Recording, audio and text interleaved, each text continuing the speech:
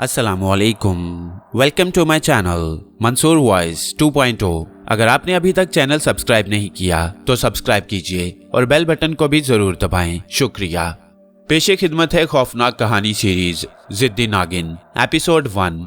उनके शरीर आफताब की रोशनी में यूं चमक रहे थे जैसे कोई गौहर हो।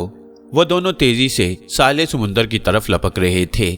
ये साहिल समुंदर के करीब एक सुनसान और पहाड़ी इलाका था, जबकि इस इलाके के दूसरी तरफ दरख्तों भरा जंगल था। यहाँ आमदोरफ्त का कोई जरिया नहीं था और लोग ऐसे बुलंदो बाला पहाड़ों को सर करके उस तरफ आने को कतन तरजीह नहीं देते। वो दोनों एक मामूली सांप से कई गुना बड़े और ताकतवर सांप थे। उन दोनों की जुबान बार बार मुंह से बाहर निकल रही थी। फिर साहिल समुंदर से थोड़ी दूर ही दोनों ने इंसानी रूप धार लिए। उनमें से एक ने हसीनो जमील तोशीज़ा का रूप धार लिया और दूसरे ने निहायत ही हसीनो जमील नौजवान का रूप। दोनों पर हुस्न टूट कर बरसता था। कपड़ों से दोनों के शरीर आरी थे। इस हालत में अगर उन्हें कोई देख लेता तो गुंग रह जाता। वह हसीना आम लड़कियों से कई गुना ज्यादा खूबसूरत और पुरतासीर शख्सियत की मालिक थी। उसकी नीलगू आंखों में अनदेखी सहर अंगेजी थी। यही नहीं, उसका बरहना वजूद जिनसे मुखालिफ पर क़यामत बर्पा कर देने के मुतरादिफ था। खासकर शरीर के नशेब व फराज किसी को भी ज़िक्र पहुंचाने का सबब बन सकते थे। आफताब सवा नेज़े पर आग बरसा रहा था, लेकिन उन दोनों को तो जैसे कोई चिंता ही ना थी। दोनों की कभी ना झपकने वाली मुतलाशी निगाहें दूर पहाड़ों पर मुर्तकिज थीं। दोनों आतिशपा कैफियत में मुब्तला पहाड़ों पर इधर उधर निगाहें दौड़ा रहे थे। दूसरी तरफ पेट में दौड़ते चूहों की रफ्तार भी तेज होती जा रही थी। अचानक उस नौजवान नाग की निगाहें एक जगह थम गईं। उसने पास खड़े बरहना क़यामत बर्पा करती दोशीज़ा नागिन को हाथ के इशारे से उस तरफ देखने को कहा।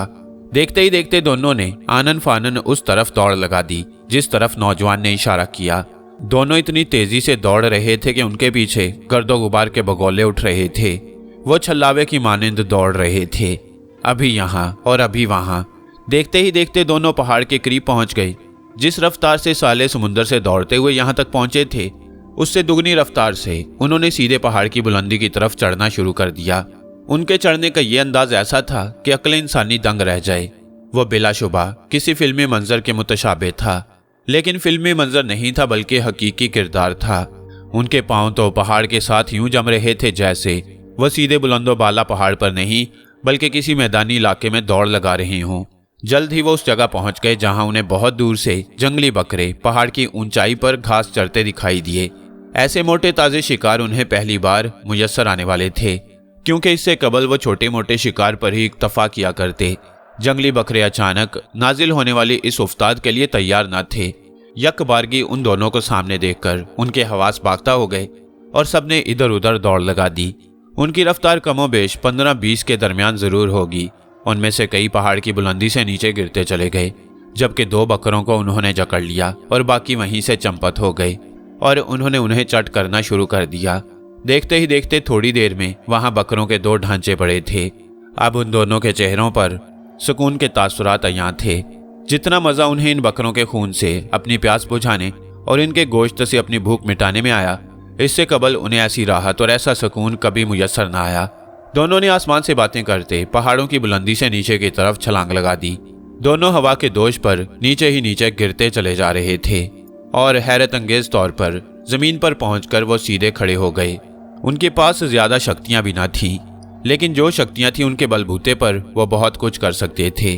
उनके शरीर सही सलामत थे, जरा बराबर नुकसान ना हुआ। हालांकि इतनी बुलंदी से नीचे गिरने के बाद तो तिक्का बोटी हो जाए, लेकिन उन दोनों के लिए जैसे ये बुलंदी कोई मायने नहीं रखती थी। दोनों सही सलामत अपने पैरों पर खड़े थे। पास ही उन्हें बुलंदी से गिरकर मौत से हमकनार होने वाला एक बकरा दिखाई दिया, जो बुलंदी से गिरकर नीचे पहाड़ों पर आन पड़ा था और उसका पेट फट गया था। उसकी हड्डियों का कचूमर हो गया, हर तरफ खून फैल गया और उसके पेट का सारा मवाद बाहर निकला पड़ा था। दोनों ने एक नज़र उस पर डाली और जेरे लब मुस्कुराते हुए साले समुंदर की तरफ चल पड़े। इस बार हम चांद की शुरू रातों में ही साहिल पर आएंगे। जानते हो, मुझे बहुत अच्छा लगता है तुम्हारे साथ चांद की चांदनी में मस्त होकर रक्स करना। दोशीज़ा ने नौजवान की तरफ उल्फत भरी निगाहों से बगौर देखते हुए कहा। नौजवान उसकी बात सुनकर मुस्कुरा दिया। नागनी, तुम जानती हो कि यह सब कुछ इतना मुमकिन नहीं है जितना तुम समझ रही हो। हमारे माता पिता नाग देवता के शराब से बहुत खौफजदा हैं और नाग देवता के मुताबिक इंसान और नाग के दरमियान जन्मों की कदूरत और अदावत की हवा चली आ रही है और इस कदूरत और अदावत का खात्मा आज तक कोई नहीं कर सका। हमसे ज्यादा इंसान ताकतवर है। नाग देवता सख्ती से मना करते हैं कि इंसानों की बस्ती की तरफ जाना या अपनी बस्ती से निकलकर इंसानों की उस जमीन पर आना भी गुनाह गर्दाना जाता है। तुम खुद सोचो, अगर हम रोजाना यूं सारी रात यहाँ बिताएंगे तो इस बात की खबर जंगल में आग के जैसे फैल जाएगी और फिर नाग देवता का कहर हम पर नाजिल होने की उम्मीद हो सकती है। हम जिस खानदान से ताल्लुक रखते हैं सांपों की दुनिया में, उस खानदान को सबसे आला गर्दाना जाता है। इसकी वजह यह है कि हम में इजाफी शक्तियां होती हैं जो एक आम सांप में नहीं होती। हमारे सर पर हुक्मरानी का ताज होता है, ताज हमारे सर की जीनत होता है और सांपों की दुनिया के हम महाराजा तस्वुर किए जाते हैं। दुनिया के तमाम सांप हमारे सामने सरबसजूद होते हैं और हमारे हर हुक्म के सामने सरे तस्लीम खम करते हैं। फिर नाग से इंसानी रूप धारने वाली शक्ति भी हम में से किसी किसी को नसीब होती है और जिनको ये शक्ति मिल जाती है वो शक्तिमान तस्वुर किए जाते हैं। इसलिए हमें कोई ऐसा कदम उठाना नहीं चाहिए जिसके इवज किसी मुसीबत से दो चार होना पड़े। वो नौजवान बोलता जा रहा था जबकि नागनी हैरत के समुद्र में गोताजन बस उसकी बातें सुनती जा रही थी। जब उसकी बात मुकम्मल हो गई तो नागनी बोली, मुझे हैरत हो रही है शंकर कि तुम ऐसी बेसरोपा बातें कर रहे हो। तुम्हारी बातें सुनकर मुझे अफसोस हो रहा है कि मैंने तुमसे ही क्यों प्यार किया। तुम्हें डरना है तो डरो, मुझे किसी का कोई डर नहीं। तुम बचो नाग देवता के शराब से, मुझे कोई लेना देना नहीं। मैं रोजाना रात को आऊंगी, देखती हूँ कि कौन रोकता है मुझे। गमो गुस्से से पेच खाती नागनी बोलती हुई एकदम उसके सामने आगे आगे चलती रही।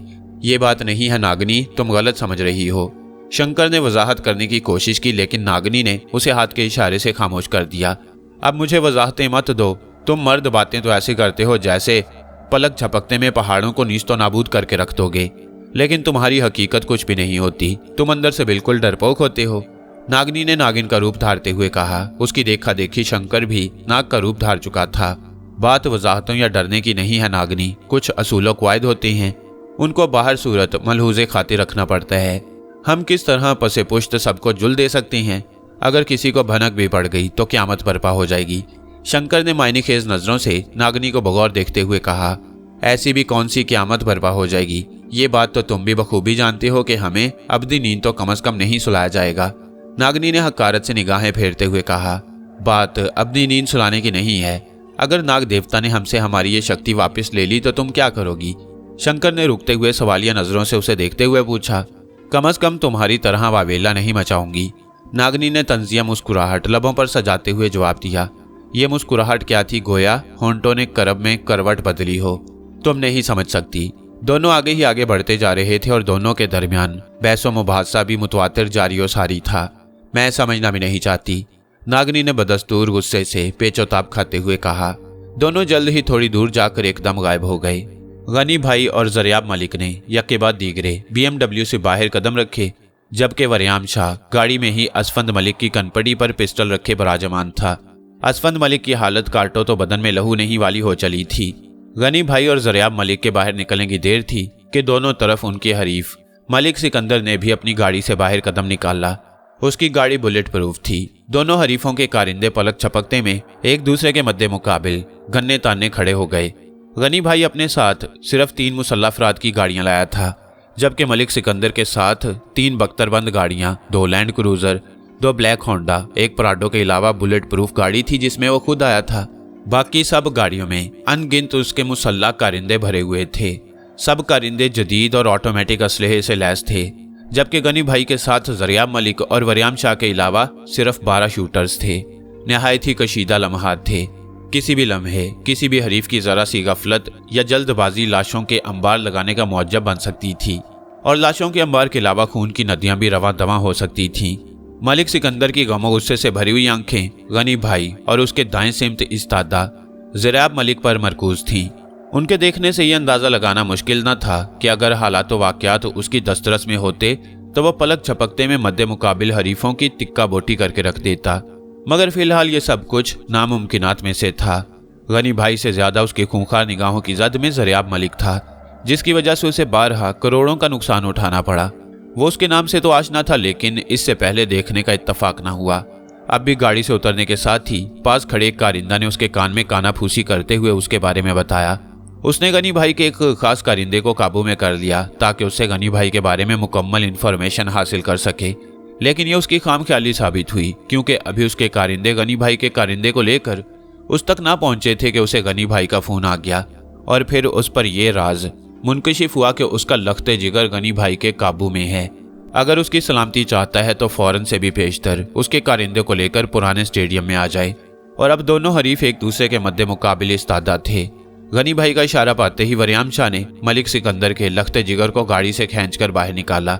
असफंद मलिक के हाथ पुश्त में बंधे हुए थे और मुंह में कपड़ा ठूंसकर टेप लगा दी गई थी। मलिक सिकंदर बेटे की कैफियत देखकर माहिए बेआब की तरह तड़प कर रह गया। पहले जहां वो अपने दुश्मनों को मलियामेट करने के सपने देख रहा था, वहीं अब बेटे की मुर्गे बिस्मिल की सी हालत देखकर उसका माथा ठिनका।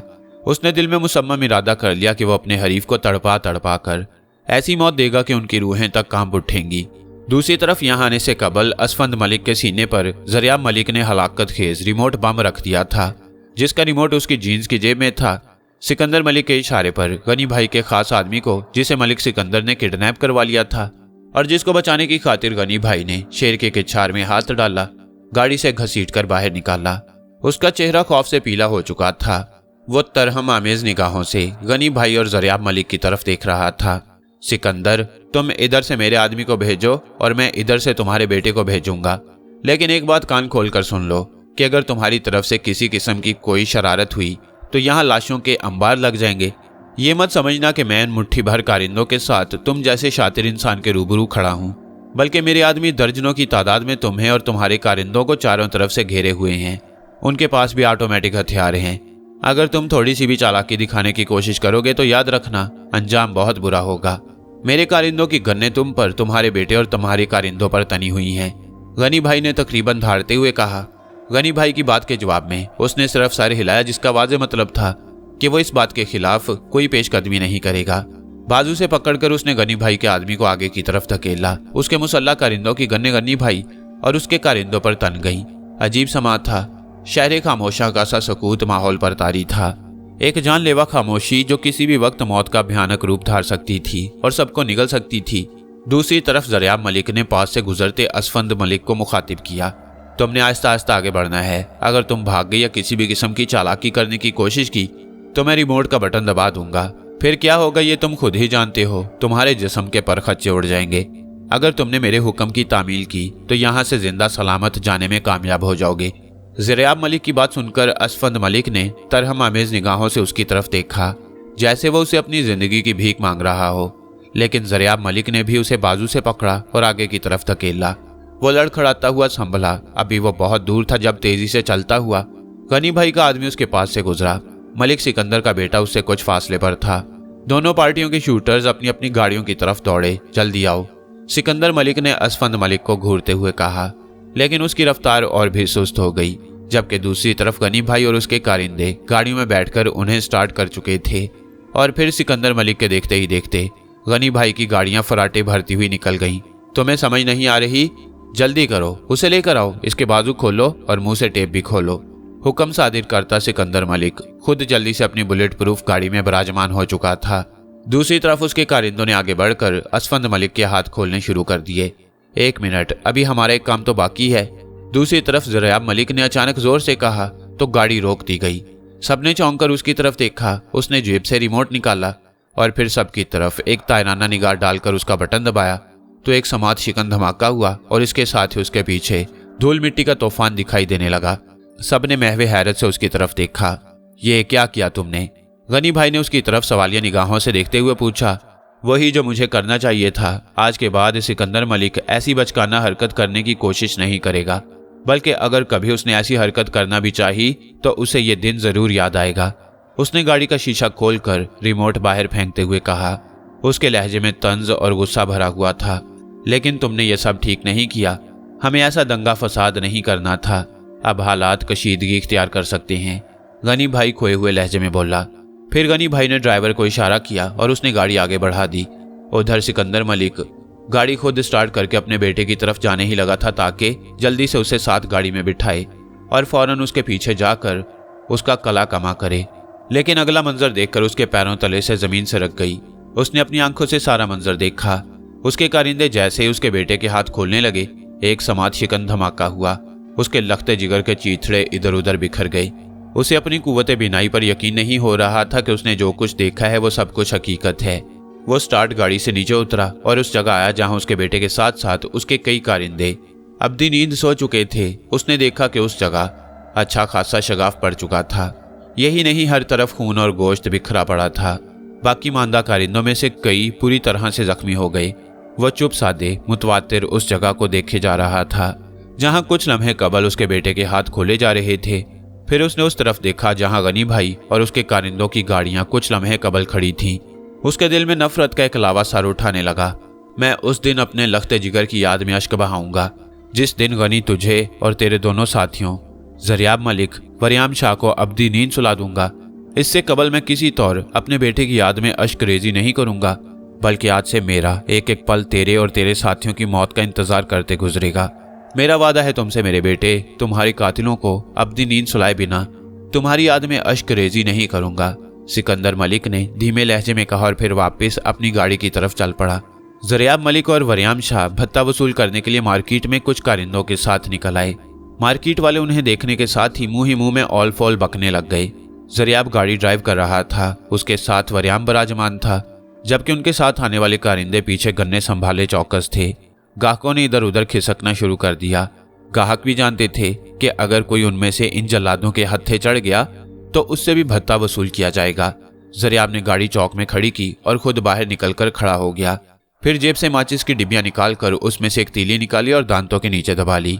गनी भाई का गुस्सा अरूज पर है। वो किसी से ना तो कोई बात कर रहा है, ना ही कल से उन्होंने कुछ खाया पिया है। हमें गनी भाई से बात करनी चाहिए। शायद तुमने जल्दबाजी की है ज़रियाब। वरियाम ने ज़रियाब के करीब आकर खड़े होते हुए कहा, हमारी भी क्या लाइफ है यार, हर तरफ से मजबूर। हमारी किसी बात से कोई बॉस खुश नहीं है, खुद चाहे खून की नदियां बहा डालें। मैंने कौन सा गनी भाई का कोई अपना मारा है? उस मलिक सिकंदर के बेटे असफंद मलिक को ही मारा है ना। और वैसे भी हमने कोई पहल नहीं की, गलती उनकी ही है। हमने तो सिर्फ उस कमीने इंसान को समझाया है कि अगर दोबारा वो ऐसी गलती करेगा तो अगली बार उसे बलि का बकरा बना डालेंगे। ज़रियाब ने वरियाम की बात सुनकर नाक भूं चढ़ाते हुए कहा, बात यह नहीं है ज़रियाब, तुमने गौर नहीं किया कि गनी भाई से कबल कभी इतने मुस्तरिब नहीं हुए। असफंद मलिक के वाक्य के बाद गनी भाई के तेवर ही बदल गए हैं। वरियाम ने सिगरेट सुलगाकर धुआं फिजा में छोड़ते हुए कहा, तुम चिंता मत करो वरियाम, हमने जो कुछ भी किया है अपनी और गनी भाई के भलाई के लिए ही किया है। ज़रियाब ने भत्ता वसूल करने वाले अपने कारिंदों की तरफ एक तायनाना निगाह डालते हुए कहा, कबल इसके कि ज़रियाब या वरियाम में से मजीद कोई गुफ्तगू के इस सिलसिले को मजीद तौसी देता। ज़रियाब की निगाहें एक जगह टिक गईं। ज़री और साइमा यूनिवर्सिटी से छुट्टी के बाद वापस आ रही थीं। ज़रियाब की निगाहें ज़री पर टिक सी गईं। उसकी निगाहों के ताकुब में जब वरियाम ने निगाह दौड़ाई तो वो ज़ेरे लब मुस्कुरा दिया। क्या बात है ज़रियाब? वरियाम ने ज़रियाब को मुखातिब करते हुए पूछा, कौन है ये हुस्न की देवी? ज़रियाब ने उसकी बात का जवाब देने की बजाय उल्टा सवाल दागा, पता नहीं भाई, कहो तो पता लगवा लेंगे। वरियाम ने सिगरेट का धुआं नाक से खारिज करते हुए कहा। ज़रियाब ने उसकी बात का कोई जवाब ना दिया, लेकिन ज़ेरे लब मुस्कुरा दिया।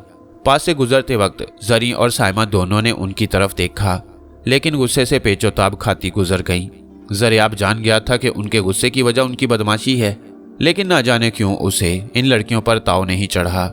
इससे कबल किसी में इतनी मजाल ना हो पाई थी कि कोई उसकी तरफ निगाह उठाने की कोशिश कर सके।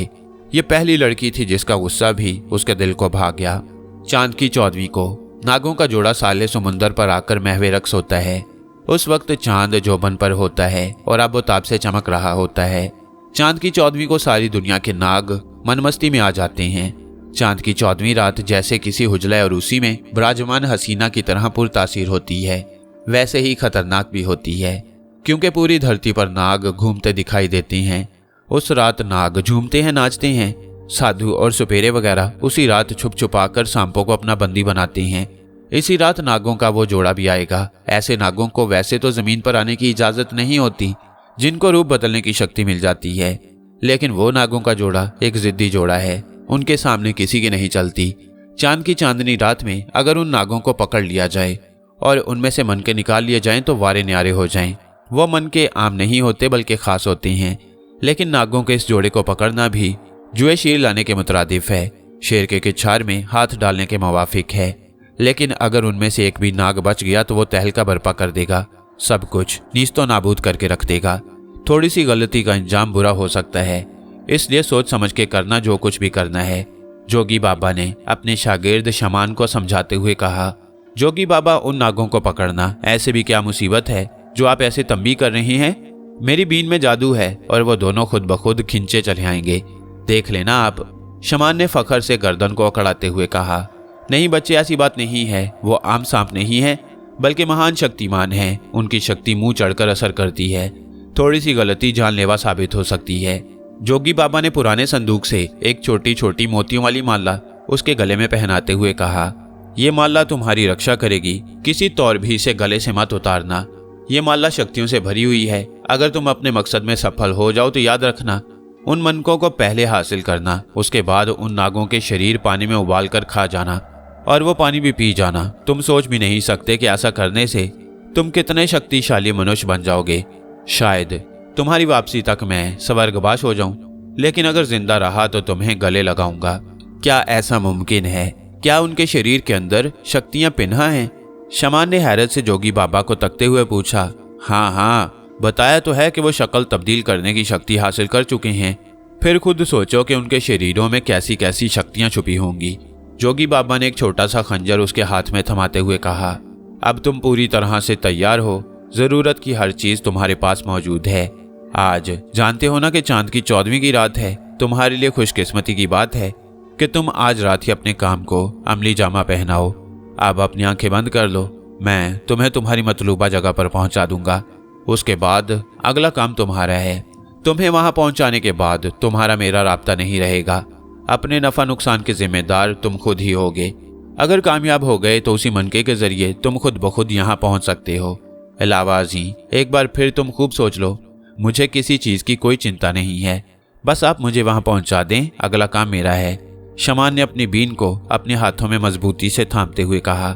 ठीक है, अपनी आंखें बंद कर लो, जोगी बाबा ने कहा। शमान ने अपनी आंखें बंद कर ली। दूसरे ही लम्हे शमान हवाओं में उड़ता जा रहा था। महविश के पास मेकअप करवाने के लिए एक नौजवान लड़की आने लगी थी। उसकी शादी होने में 2 दिन बाकी थे। वो 1 हफ्ते से बराबर उसके पास आ रही थी।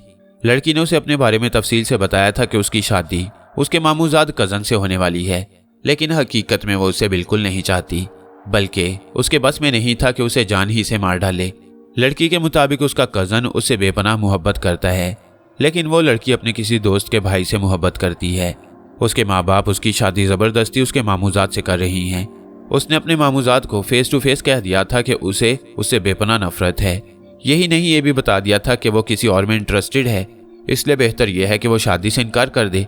लेकिन लड़का ये समझता था कि शायद शादी के बाद हालात दुरुस्त हो जाएं। उसके अपने वालिद भी यही ख्याल तस्वुर करते थे। लेकिन दूसरी तरफ लड़की ने और ही मंसूबा बना रखा था। वो उस लड़के के साथ घर से भाग जाने का एक भयानक मंसूबा बना चुकी थी। उसने महविश को इस बारे में बताया तो वो काफी मुतफिक्र हुई और उसने उस लड़की को यह कदम उठाने से मना किया। लेकिन मजाल है कि उसके कानों पर जून तक रेंग जाए। लड़की तो मुसम्मम इरादा कर चुकी थी। उसे शायद अपने वालिदैन की इज्जत की कोई चिंता न थी। लड़की जब मेकअप करवा के चली गई तो महविश अपनी वालदा गुलशन के पास आई, जो उस वक्त बरामदे में चारपाई पर सिलाई मशीन रखे किसी का सूट सिलाई करने में मसरूफ थी। गुलशन को इस मोहल्ले में आए 20-25 बरस गुजर चुके थे। सिलाई का काम तब से वो करने लगी थी और अब तक कर रही थी। तब उसकी बेटियां बहुत छोटी थीं और अब उसकी तीनों बेटियां जवान हो चुकी थीं। महविश माँ के पास जाकर बैठ गई। वो माँ के पास खामोश बैठी हुई थी और उसकी ये खामोशी उसकी माँ को इज़्तिराब में मुब्तला कर गई। माँ ने मोटे और काले शीशों वाली ऐनक के पीछे से बगौर अपनी बेटी को घूरा। क्या बात है बेटा, तुम इतने मुस्तरब क्यों दिखाई दे रही हो? माँ ने हाथ रोककर पूछा। माँ के अल्फाज जैसे ही महविश की समाज से टकराए तो वह चौंकी और चौंक कर माँ की तरफ देखा। कुछ नहीं अम्मी। माँ समझ गई कि महविश उनसे कुछ छुपा रही है। कुछ तो है अम्मी, आपसे एक बात कहनी है। महविश ने बिलाखिर झिझकते हुए बमुश्किल तमाम कहा। हाँ हाँ कहो। माँ ने हमतन गोश होकर कहा। माँ, अभी जो लड़की नादिया आई थी मेकअप करवाने, देखी है ना आपने? महविश ने माँ से पूछा। हाँ हाँ, जो रोज तुम्हारे पास आती है, सुगरा की बेटी। कल परसों उसकी शादी भी है, उसी की बात कर रही हो ना? गुलशन ने महविश को बगौर देखते हुए पूछा। जी। महविश ने थूक निकलते हुए कहा। क्या हुआ उसे? गुलशन ने फिक्रमंद होकर पूछा। अम्मी, ये अच्छी लड़की नहीं है। नफरत हो गई है एक पल में मुझे इस लड़की से। इस लड़की को अपने वालिदैन की इज्जत प्यारी नहीं है, बस अपने चाव चौंचलों की पड़ी है। कितनी मोहब्बत और कितने प्यार से माँ बाप अपनी औलाद की परवरिश करते हैं। अपनी खुशियों तक को औलाद की खुशियों पर वार देते हैं और औलाद क्या सिला देती है। महविश ने नफरत से मुंह बनाते हुए कहा, हुआ क्या है? गुलशन ने अब की बार धीमे लहजे में पूछा।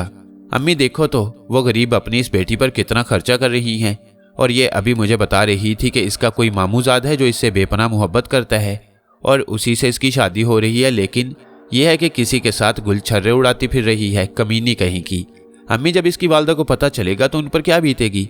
महविश बोलती जा रही थी और गुलशन को यूं लगे जा रहा था जैसे एक बार फिर उनका माजी खुरचा जा रहा हो। उनका माजी भी तो ऐसा ही था। माँ बाप के लाड प्यार को बालाए ताक रखकर उन्होंने वो कदम उठाया था कि अब भी उसकी सजा भुगत रही हैं। एक बहुत बड़ा राज जो उनके सीने में मदफन था, जो आज तक उन्होंने अपनी बेटियों के सामने अया ना किया, ना ही इस बस्ती में इतना अरसा गुजरने के बावजूद उन्होंने किसी को बताया। वो तो माजी को यकसर फरामोश किए बैठी थी, लेकिन आज इतने अरसे बाद उसकी अपनी बेटी ने उनके मुंदमिल हुए घाव दोबारा खुरच डाले। दफा करो उसे। ऐसी लड़कियां अपनी जिंदगी में ही अजर हासिल कर लेती हैं। ऐसी लड़कियों की जिंदगियां लोगों के लिए इबरत का निशान बन जाती हैं। मैं सुगरा को कह दूंगी दोबारा ये लड़की हमारे घर नहीं आएगी। गुलशन ने महविश के हाथ पर हाथ रखकर कहा, अच्छा बेटा, तुम्हारी बहनें आने वाली हैं, उनके लिए कुछ खाना वगैरह तैयार कर लेना। महविश माँ की बात सुनकर किचन में चली गई, जबकि गुलशन बुरी तरह से माजी के झरोकों में फंस कर रह गई। न जाने कितने अरसे बाद आज उन्हें एक बार फिर अपनों की याद आई थी। मोटे शीशों वाली ऐनक उतारकर उन्होंने अपनी आंखें साफ की, लेकिन बावजूद कोशिश के वो दोबारा काम न कर सकी। ऐ काश आज आप जिंदा होते और देखते कि आपके बेटे ने आपके ख्वाब को अमली जामा पहना दिया है। जिस बेटे को आप दिलो जान से ज्यादा प्यार करते थे, उसने भी आपके दरीना ख्वाब को अमली जामा पहनाया है। आपका बेटा इंस्पेक्टर बन गया है। सिद्रा बीबी ने ज़ारो खितार रोते हुए कहा। सिद्रा बीबी एक घरेलू खातून होने के साथ साथ मजहबी खातून भी थी। उनका खामद एक धोखेबाज के हत्थे चढ़ गया और फिर उसने सबको खत्म कर दिया। बस वो दोनों माँ बेटा वहां से जान बचाकर भाग निकले। उस जालिम इंसान ने उनके खामद जहीर अहमद, बेटा बेटी सुरैया और नताशा को बेदर्दी से अबदी नींद सुला दिया। वो तो उन दोनों के मुकद्दर अच्छे थे कि वहां से निकलने में कामयाब हो गए। सिद्रा बीबी उस दिन से यही समझती चली आ रही थी कि उनका खामद भी उस जालिम के हाथों अबदी नींद सो चुका है। उनकी औलाद को तो उसकी आंखों के सामने उस जालिम ने अपने पालतू कुत्तों के आगे फेंकवा दिया था, और देखते ही देखते उन कुत्तों ने उनके चीथड़े उड़ा डाले। उनके खावंद को उसके कारिंदों ने आंध बोचा, जबकि जहीर अहमद ने उन दोनों को बड़ी मुश्किल से वहां से भगा दिया। सिद्रा बीबी अपने लख्त जिगर को लेकर वापस अपने भाई मकसूद अहमद के यहाँ आ गई और सारी बात से उसे आगाह किया कि उस जालिम ने उनके साथ ये सलूक किया है। मकसूद अहमद चाहता भी तो उसके खिलाफ कुछ न कर सकता था, क्योंकि जहां पर वो रहता था वो सारा इलाका ही मशकूक गर्दाना जाता। उसने पहले दिन ही उन्हें मना कर दिया था कि इस शख्स को घर में बिल्कुल पनाह न दें, लेकिन जहीर अहमद एक हसास और मुखलिस इंसान थे। उसने उनकी बात की तरफ कान धरना भी गवारा न किया, और ये उसी का नतीजा था कि उन सबको वो दिन देखना पड़ा। सिद्रा बीबी ने खामंद समेत सबके गम को दिलो दिमाग से निकाल दिया। उसका बेटा जमाल उस वक्त छोटा और नासमझ था। अभी उसके दूध पर ही उसकी परवरिश हो रही थी। तब उसके भाई और एहसानमंद भाभी समैया ने उनकी ढारस बंधाई और उन्हें समझाया कि जो कुछ हो गया उसे एक भयानक ख्वाब समझकर पसे पुश्त डाल दिया जाए और अपने बेटे की खातिर जीना सीखो। शुरू में तो ये सब उनके लिए थोड़ा मुश्किल था, लेकिन वक्त एक बहुत बड़ा मरहम भी है। ऐसा ही सिद्रा बीबी के साथ भी हुआ। उन्होंने सब कुछ बालाए ताक रखा और अपने बेटे जमाल के लिए जीना शुरू किया। उनके भाई और भाभी की उन्हें मुकम्मल मुआवनत हासिल थी। सिद्रा बीबी हमेशा यही समझती चली आई थी कि उनका खामद मौत से हमकनार हो चुका था, लेकिन दूसरी तरफ जहीर अहमद ने उस जालिम और उसके कारिंदों को अबदी नींद सुलाकर शराफत का लिबादा उतार कर वो लिबादा ओढ़ लिया था जिसने उस शख्स की हैयत ही बदल दी थी। कोई भी पहचान नहीं सकता था कि ये वही जहीर अहमद है जिसने सबसे पहले अपना नाम तब्दील किया था। जहीर अहमद की बजाय उसने अपना नाम गनी भाई रख लिया था। गनी भाई जो देखते ही देखते अंडरवर्ल्ड में अपने कदम जमाता चला गया और फिर दुनिया में उसका नाम चलने लगा। उसे छल्लावे का लक़ब भी दिया जाता था। अंडरवर्ल्ड के अंदर गनी भाई ने अपनी ऐसी साख बिठाई कि बड़े बड़े लोग उसके तलवे चाटने लगे, सिवाय एक इंसान के, और वो था सिकंदर मलिक। अम्मी, आप हर वक्त रोने धोने पर जोर न दिया करें। ये ठीक है कि बाबा जिंदा होते तो बहुत खुश होते, लेकिन क्या हुआ, बाबा जिंदा नहीं तो क्या हुआ। आज मैंने उनके नाम को एक बार फिर जिंदा कर दिया है। लोग जान जाएंगे कि जहीर अहमद के बेटे जमाल ने इंस्पेक्टर बनकर अपने बाबा का ख्वाब पूरा कर दिया है, अपने बाबा का नाम भी रोशन कर दिया है। इंस्पेक्टर जमाल ने माँ को गले लगाते हुए कहा। सिद्रा बीबी ने अपने बेटे की बात का तो कोई जवाब न दिया, बल्कि सर हिला दिया, लेकिन अंदर ही अंदर वो किरची किरची हो चुकी थी, क्योंकि वो जानती थी कि इंस्पेक्टर जमाल भी अपने बाबा को बहुत मिस करता था। उसे रह रहकर उस शख्स पर ताव आ रहा था जिसने उनकी जन्नत को तबाह कर दिया, खुशियों भरे घराने को गमों का गहवारा बना दिया। उनका दिल चाह रहा था कि आज वो शख्स उनकी निगाहों के सामने होता तो वो उसकी तिक्का बोटी एक कर देती। इससे कबल के दोनों माँ बेटे के माँ बहन गुफ्त शनीद का सिलसिला तूल पकड़ता। इंस्पेक्टर जमाल का मोबाइल फोन बोल पड़ा और वो माँ से माजरत करके अपने कमरे की तरफ चल दिया, जबकि सिद्रा बीबी किचन में बेटे के लिए खाना बनाने के लिए चली गई। जोगी बाबा एक माहिर जोगी होने के साथ साथ काले इल्म के भी माहिर गर्दाना जाता था। यही नहीं, इल्म नजूम पर भी उसको खासी दस्तरस थी। वो अपने ज्यादातर काम काले इल्म के जरिए ही किया करता, लेकिन जब से शमान उसकी शागिर्दी में आया था उसने इल्म नजूम का इस्तेमाल बहुत कम कर दिया। उसने इससे कबल कभी शागिर्द नहीं रखा था। शमान पहला खुशकिस्मत था कि उसने उसे अपनी शागिर्दी में कबूल कर लिया। शमान खुद को किस्मत का धनी समझता, लेकिन दर हकीकत वो इस बात से नाआशना था कि जोगी बाबा उसे किसी कदर इस्तेमाल कर रहा था। बेशक वह तने तनहा उन दोनों नागों के शिकार पर गया था, लेकिन जोगी बाबा की निगाहों से दूर ना था। जोगी बाबा आज खुद इसलिए ना आया था कि एक बार उसे नाकामी का सामना हो चुका था। उसे शुरू से ही एक ऐसे नौजवान की तलाश थी जो दिल गुर्दे वाला हो, नागों का मुकाबला करने की उसके अंदर सक्कत हो, वो नागों को अपने सामने देखकर उल्टे कदमों वापस पलटने वाला या शिकस्त खाकर अपनी जिंदगी से हाथ धोने वाला ना हो। शमान को पहली दफा देखते ही उसने समझ लिया कि शमान कोई आम इंसान नहीं है। वो जल्द ही ना सिर्फ अलूम पर दस्तरस हासिल कर लेगा, बल्कि उसके लिए कामयाबी का पेशगामा भी साबित होगा। वाकई शमान ने जल्द ही काले इल्म पर फौकियत हासिल करना शुरू कर दी। जोगी बाबा निहायत ही अय्यार किस्म का इंसान था। एक दफा उसने मौका देखकर शमान के सामने दोनों सांपों की बात छेड़ दी और उसे बताया कि अगर कोई उन सांपों को अपनी गिरफ्त में ले ले और उनका मुनका अपनी दस्तरस में ले ले तो दुनिया भर के सांप उस वक्त तक उसके सामने सरे तस्लीम खम करते रहेंगे जब तक वह मनका उन दोनों नागों को वापस नहीं मिल जाता। उनको अपनी गिरफ्त में जकड़ना जुए शीर लाने के मुतरादिफ है, शेर के किच्छार में हाथ डालने के मुआफिक है। हत्ता कि उसने शमान को कुछ अपने पास से भी बातें बनाकर सुनाई, जिन्हें सुनकर शमान ख्यालों की दुनिया में उड़ने लगा। जोगी बाबा इस बात से भी बखूबी आशना था कि शमान को ख्वाबों से भी बहुत उल्फत है। दर हकीकत वो ख्वाबों के पीछे दौड़ता है। जोगी बाबा की उम्र उसके चेहरे से कतन अया न होती थी, क्योंकि उसकी शक्ल और सूरत देखकर लगता था कि वो 40-50 साल के दरमियान ही होगा, लेकिन इस बात से सिर्फ वही आशना था कि उसकी उम्र एक सदी का तवील सफर तय करके दूसरी सदी को भी 40-50 साल पीछे छोड़ चुकी थी। अगर कोई इस हकीकत को जान लेता तो ये बात सुनकर अंगश्त बदंदा रह जाता। जोगी बाबा के जिस्म के तमाम बालों पर बर्फ की तह जम चुकी थी। जिस्म पर कोई भी बाल दिखाई न पड़ता था, बल्कि सारे बाल सफ़ेद हो चुके थे और ये उसकी बहुत बड़ी चाल थी। वो जहां भी जाता उस इलाके में 40-50 साल से ज्यादा न गुजारता, क्योंकि वो जानता था कि एक ही जगह इतना लंबा अरसा गुजारने के बाद वो किसी की भी निगाहों का मरकज बन सकता है। दुनिया शक्तिमान लोगों से भरी हुई है और वो किसी से टक्कर लेने का मुतमन्नी नहीं था। उसका भोजन क्या था कोई नहीं जानता था, लेकिन अगर कोई जान लेता तो उसके हवास बाख्ता हो जाते। इंसानों का गोश्त और खून उसका भोजन था। जब से उसने अलूम पर दस्तरस हासिल की थी, उसे कभी कभी शिकार की खातिर भाग दौड़ नहीं करनी पड़ी थी, बल्कि शिकार खुद उसके पास चल कर आता। वह जहां भी जाता लोगों में जल्द ही उसके नाम का डंका बजना शुरू हो जाता। वह हर जगह अपने आप को निहायत ही पारसा और मुत्तकी साबित करता। वो हिंदू था और हिंदू अपने पंडित की बहुत इज्जत करते। वो हमा वक्त एक पंडित के रूप में ही रहता। उसने अपने रहने के लिए कभी भी कोई अलग से जगह ना ली, बल्कि उसने हमेशा मंदिरों को ही अपना मस्कन बनाया। वहीं पर वो अपनी पूजा पाठ करता चला रहा था और वहीं पर वह बैठकर लोगों की हाजतें भी पूरी करता। हिंदू तो उसे भगवान मानना शुरू कर देते। आजकल वो नई दिल्ली के सबसे बड़े मंदिर का पंडित था। इस मंदिर में उसे 30-40 साल से ऊपर होने को थे। उसके पास लोग अपनी दुआओं की कबूलियत के लिए आते। वो किसी से कुछ न लेता, बल्कि अक्सर व बेशतर गरीब लोगों की मदद भी करता। सोने पर सुहागा लोग जब चढ़ावे चढ़ाने आते तो वो सारा मालो असबाब गरीबों में बांट दिया करता। गरीब लोग उसे अपना मसीहा गर्दानते और यही पारसाई उसका हथियार था। वो आने वाली जवान लड़कियों को हिप्नोटिज्म के जरिए अपना बंदी बना लेता। फिर ऐन उस वक्त जब मंदिर को बंद करने का समय करीब आता, वो अपने इल्म के जरिए उन लड़कियों को मंदिर में बुला लिया करता। वहीं पर पहले उनकी इज्जत की धज्जियां उड़ाता, फिर उनके गोश्त से अपनी भूख और खून से अपनी प्यास बुझाता। लोग उसे मसीहा गर्दानते थे, लेकिन दर हकीकत वो एक निहायत ही खबीस और नापाक इंसान था। दुनिया के लिए नासूर था, मगर देखने में पारसा। उसका भांडा आज तक न फूट पाया था। यही वजह थी कि सदियों की तवील मुसाफत उसने तय कर ली।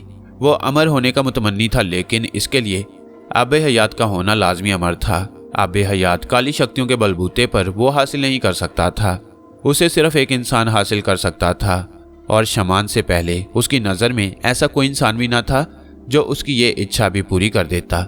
नौजवान लड़कियों के ताज़ा खून और गोश्त से वो इतनी लंबी उम्र हासिल किए हुए था, वरना वो कब का स्वर्गवास हो चुका होता। ऊपर से काली शक्तियों पर उसकी दस्तरस उसे जिंदा रखे हुए थी। मौत अटल है, उसे कोई टाल नहीं सकता। इस बात से वो खबीस नाशना था। वो यही समझता था कि उसने अपनी ज़िंदगी को अपने कंट्रोल में किया हुआ है और जब तक वो खुद ना चाहे उसे मौत नहीं आ सकती। लेकिन ये खामख्याली शैतान के हर पुजारी के दिलो दिमाग पर असर और रसूख जमा लेती है। उसने अपनी ज़िंदगी को एक दियो हैकिल उल्लू में मुकैद कर रखा था। वो उल्लू आम उल्लू से कई गुना ज़्यादा बड़ा था। एक आम इंसान अगर उस उल्लू को देख ले तो उसके हवास बाख्ता हो जाएं। जोगी बाबा ने उस उल्लू को भी जहाँ जाता था अपने पास ही रखता, लेकिन सबसे छुपाकर, ताकि कोई उसे देख ना सके। वो समझता था कि अगर कभी उसकी किसी से टक्कर हो भी गई तो मौत उसे छू भी नहीं पाएगी, क्योंकि उसने अपनी ज़िंदगी एक उल्लू में डाल रखी थी। खुद तो वह बस एक बुत था जो चलता फिरता था, तो सिर्फ शैतानी शक्तियों की बिना पर। शंकर और नागनी उस वक्त नाग देवता के दरबार में सबकी तरह जमा थे। नागों की दुनिया का ये शुरू से दस्तूर चला रहा है कि वो सब अलग सुबह और रात गए नाग देवता के दरबार में हाजिर होते हैं। इस तरह इस बात का पता चल जाता है कि कौन सा नाग या नागिन हाजिर है और कौन गैर हाजिर। फिर जो नाग या नागिन लापता होती है उसके बारे में सलाह मशवरा करके उसकी तलाश शुरू कर दी जाती है। अगर वो जिंदा या मुर्दा मिल जाए तो उसे नाग देवता के दरबार में लाया जाता है। ज्यादातर जिंदा नागों को ही लाया जाता है, क्योंकि मरने के बाद ज्यादातर नागों के शरीर जल्द ही फूल कर फट जाते हैं। इसलिए उनके फटने से एक खास किस्म की बीमारी पैदा होती है, जिसकी वजह से नागों में एक वबा फैल जाती है और यह के बाद दीगरे वो मरना शुरू कर देते हैं। इस तरह एक नई परेशानी सार उठाती है। नागों के मरने से उन्हें बार बार समुंदर की तह से निकालकर समुंदर के पानी में लाने में न सिर्फ समय लगता है, बल्कि उस मुर्दा नाग को उठाने वाले की अपनी जान भी खतरे में फंस जाती है। नाग देवता नागों का सबसे बड़ा महाराजा होता है, जो नागों की दुनिया के नज्म और निस्क को कंट्रोल करता है। हर नाग बिला नागा आकर उसे तमाम दिन की कार्रवाई बताते हैं। फिर नाग देवता की उन्हें तकरीर सुनना पड़ती है। नाग देवता अमर नहीं होता, लेकिन उसकी उम्र दूसरों की निस्बत ज्यादा होती है। शीश नाग जिनके सरों पर ताज बना होता है। इस दुनिया के महाराजा बनने का एजाज सिर्फ उन्हीं को नसीब होता है। जब महाराजा कुदरती या आफाती मौत का शिकार हो जाता है तो उसके शरीर को काट कर उसकी पूरी नस्ल को खिलाया जाता है। आम नागों की निस्बत महाराजा और उसकी नस्ल के नागों के शरीर को ज़ाया नहीं किया जाता, बल्कि उनके शरीर में एक खास किस्म की शक्ति होती है। शीश नाग को खजानों का मुहाफिज गर्दाना जाता है। कहते हैं कि उसके शरीर का एक आम मनुष्य एक छोटा सा टुकड़ा भी खा ले तो उसकी नज़र के सामने से हर पर्दा चाक हो जाता है। ज़मीन की तहों में छुपे हुए खजाने उस पर अयां हो जाते हैं। बुजुर्गों के मुताबिक पहले दौर के बादशाह अपने खजानों को ज़मीन में कहीं ना कहीं छुपा देते थे। ज़्यादातर अपने खजानों को ज़मीन के अंदर किसी देग में या ऐसे ही किसी बर्तन में छुपा के ज़मीन में छुपा दिया करते। उनके मरने के साथ साथ ये राज भी छुप जाते कि उनके खजाने कहाँ हैं। वक्त के साथ साथ कुछ खजाने निकाल लिए जाते, जबकि कुछ ज़मीन में ही दबे रह जाते। फिर उन खजानों की रखवाली के लिए नाग देवता अपने किसी न किसी नाग को उस खजाने की हिफाजत पर मामूर कर देता। उस वक्त भी सब नाग देवता महाराजा के दरबार में हाजिर थे। नाग देवता अपने तख्त पर शाहाना अंदाज से बराजमान था। वो अपने सर को इधर उधर फेर के सब नागों को तके जा रहा था। नागों की आंखों की पुतलियां साकित और जामिद होती हैं, यूं जैसे उनमें जिंदगी की रिमक ही ना हो। नाग देवता ने सब पर एक तायराना निगाह डालने के बाद शंकर को बुलाया।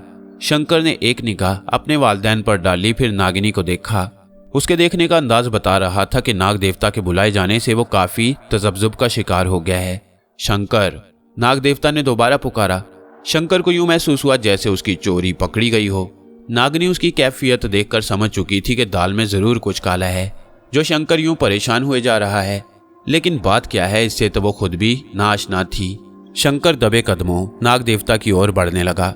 पूरे दरबार में मौत की सी खामोशी छा गई। दरबार के अंदर इंसानी रूप धारने की शक्ति हासिल करने वालों ने इंसानी रूप धारा हुआ था, जबकि बाकी ऐसे ही नागों की शक्ल में थे। दरबार नागों से भरा हुआ था, पांव तक धरने की जगह न थी। नाग देवता, आपका इकबाल बुलंद हो, शंकर ने नाग देवता के चरणों को छूते हुए कहा। नाग देवता ने उसे बगौर देखा, फिर उसके सर पर हाथ रखा। हमारा आशीर्वाद तुम्हारे साथ है शंकर। कुछ बातें तुम लोगों को बतानी भी जरूरी हैं। नाग देवता ने उसे कंधे से पकड़कर खड़ा करते हुए कहा। शंकर ने पहली बार नाग देवता की आंखों में झांका और फौरन ही निगाहें झुका ली। वो नाग देवता से निगाहें मिलाने की ताब न ला सका। मुझसे कुछ भी छुपा नहीं है। नाग देवता यानी मुझसे गद्दारी का अंजाम भयानक होगा। इंसान और नाग कभी दोस्त नहीं बन सकते। तुम्हें वो शक्ति मिल चुकी है जिसकी वजह से अब हर साधु, आमिल और थोड़ी बहुत जानकारी रखने वाला भी तुम्हारा दुश्मन बन जाएगा। तुम्हारी मौत उनके लिए बहुत बड़ा पेशखैमा साबित होगी और मैं तो क्या, दुनिया की कोई ताकत भी तुम्हें इंसानों के कहर से न बचा पाएगी। एक औरत की खातिर ऐसी अहमकाना हरकतें करने से गुरेज करो। जाओ अब। नाग देवता ने उसके कान में सरगोशियाना लहजे में कहा। हर लफ्ज शंकर के लिए खौफ पैदा करने का मुअज्जब बन रहा था। उसे यकीन नहीं हो रहा था कि नाग देवता तक उसकी बात पहुंच चुकी होगी।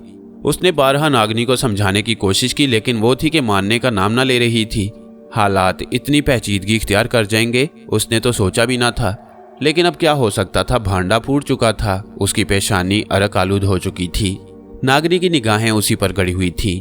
उसके चेहरे के बदलते नकूश उससे पोशीदा न थे।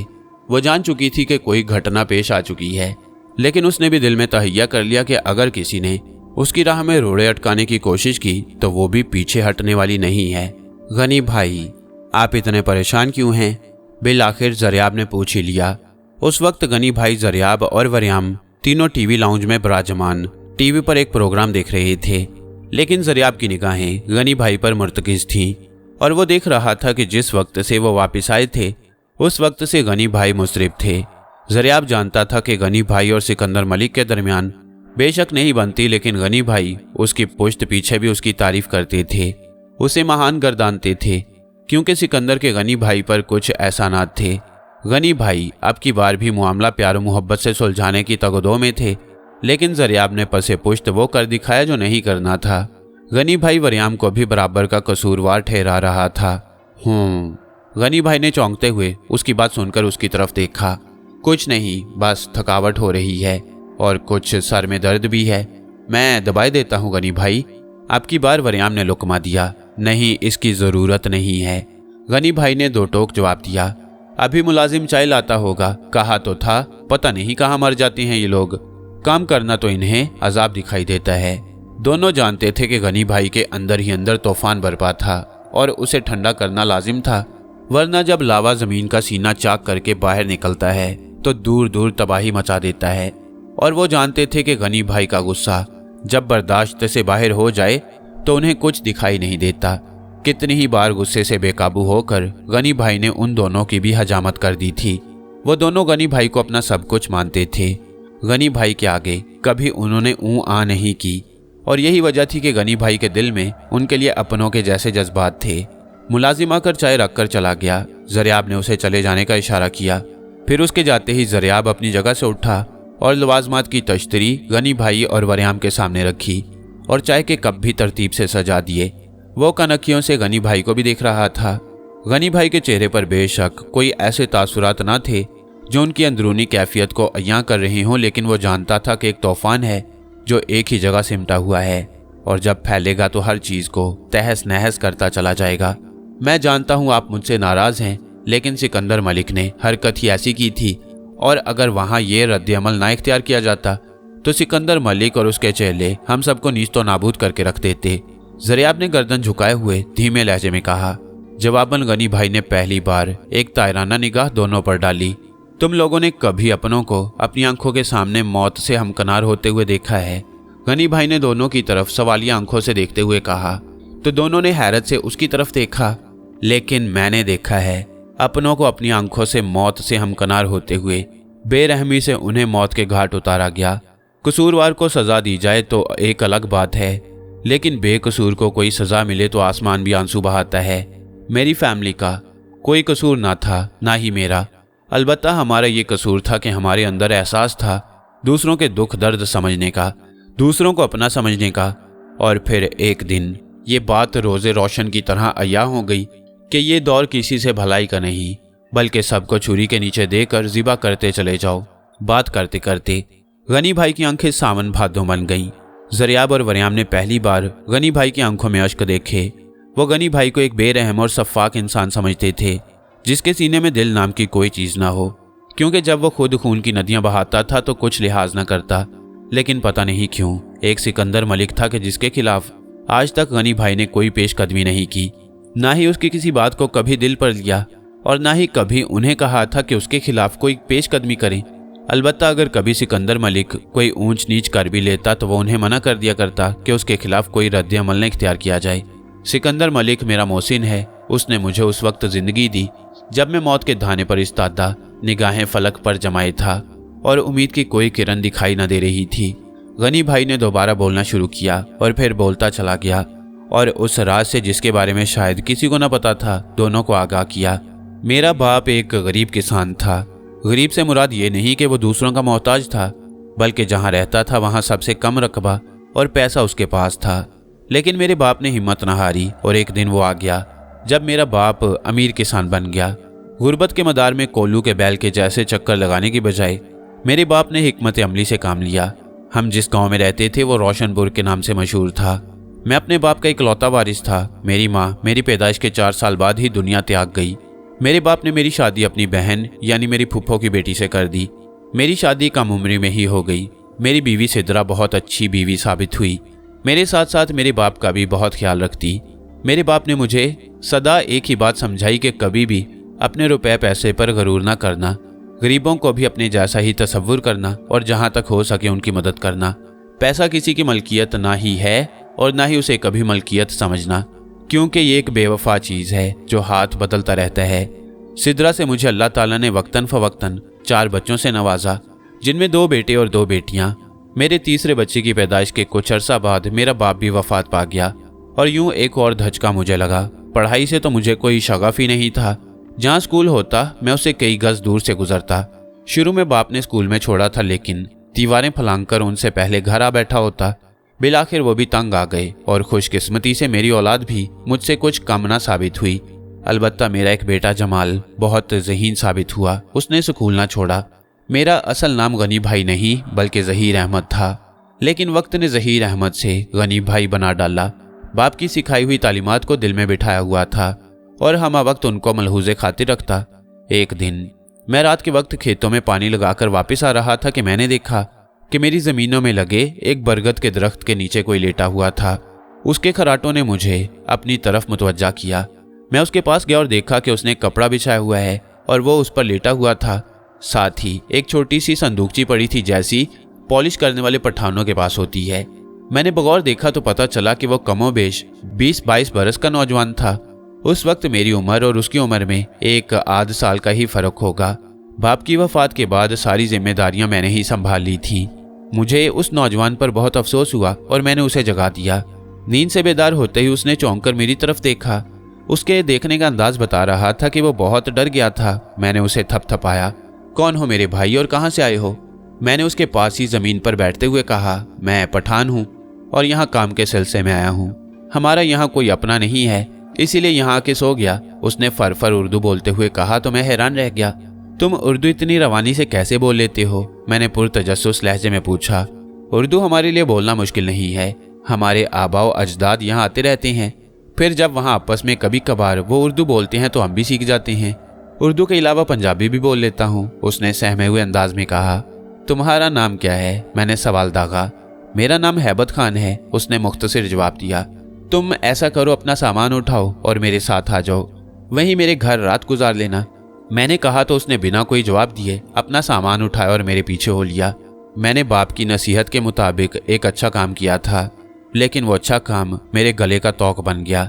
मैंने उस पर एहसान करके जिंदगी की बहुत बड़ी भूल की थी और इसी एक भूल ने मुझे ज़हीर अहमद से गनी भाई बना डाला।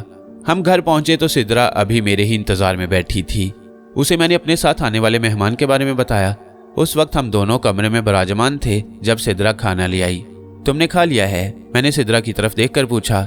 नहीं, पहले आप लोग खा लें फिर मैं भी खा लूंगी, सिद्रा ने धीमे लहजे में कहा। नहीं, तुम ऐसा करो, यहीं पर बैठ जाओ, ये भी अपना भाई ही है, ये आज से हमारे साथ ही रहेगा जब तक इसका कोई अच्छा सबब नहीं बनता, मैंने उसका हाथ पकड़ते हुए कहा। मेरी बात सुनकर सिद्रा ने एक नफरत भरी निगाह उस पर डाली और दबे कदमों वहां से निकलकर उस कमरे में चली गई जहां सारे बच्चे सो रहे थे। उसका ये अंदाज मुझे पसंद नहीं आया। मैं हैबत खान से माजरत करके वहां से उठकर कमरे की तरफ चल पड़ा जहां सिद्रा गई थी। सिद्रा कमरे में बच्चों के दरमियान जाकर लेट गई। मुझे कमरे में आते उसने देख लिया, लेकिन उसने जानबूझकर आंखें मूंद ली। मैं जानता था कि वो मुझसे इस तरह अचानक एक नौजवान को घर लाने पर नाराज है शायद। क्या बात है सिद्रा, मेहमानों से ऐसा रवैया रवा नहीं रखते? मैंने बेड के पास खड़े होकर धीमे लहजे में कहा, लेकिन उसने मेरी बात का कोई जवाब न दिया। वो मजबूर है, फिलहाल बेयारो मददगार है। जैसे ही उसके रोजगार का कोई अच्छा जरिया बनता है मैं उसे यहाँ से चलता करूँगा, लेकिन तब तक हमें उसे बर्दाश्त करना चाहिए। वो एक गरीब इंसान है और मुझे पता है कि ऐसा इंसान कभी भी नमक हराम नहीं हो सकता। अच्छा, तो आपको सिर्फ एक यही गरीब दिखाई दिया था? यहाँ गरीबों की बहुतात है। ऐसा कीजिए, उन सबको भी उठा लाइए घर में। सिद्रा ने गुस्से से पेचोताब खाते हुए आंखें खोले बिना कहा। उसकी बात का मैंने बुरा न मनाया, बल्कि बेड पर ही विराजमान हो गया। तुम समझने की कोशिश क्यों नहीं कर रही हो सिद्रा? बेजा जिद किए जा रही हो, मैंने थूक निकलते हुए कहा।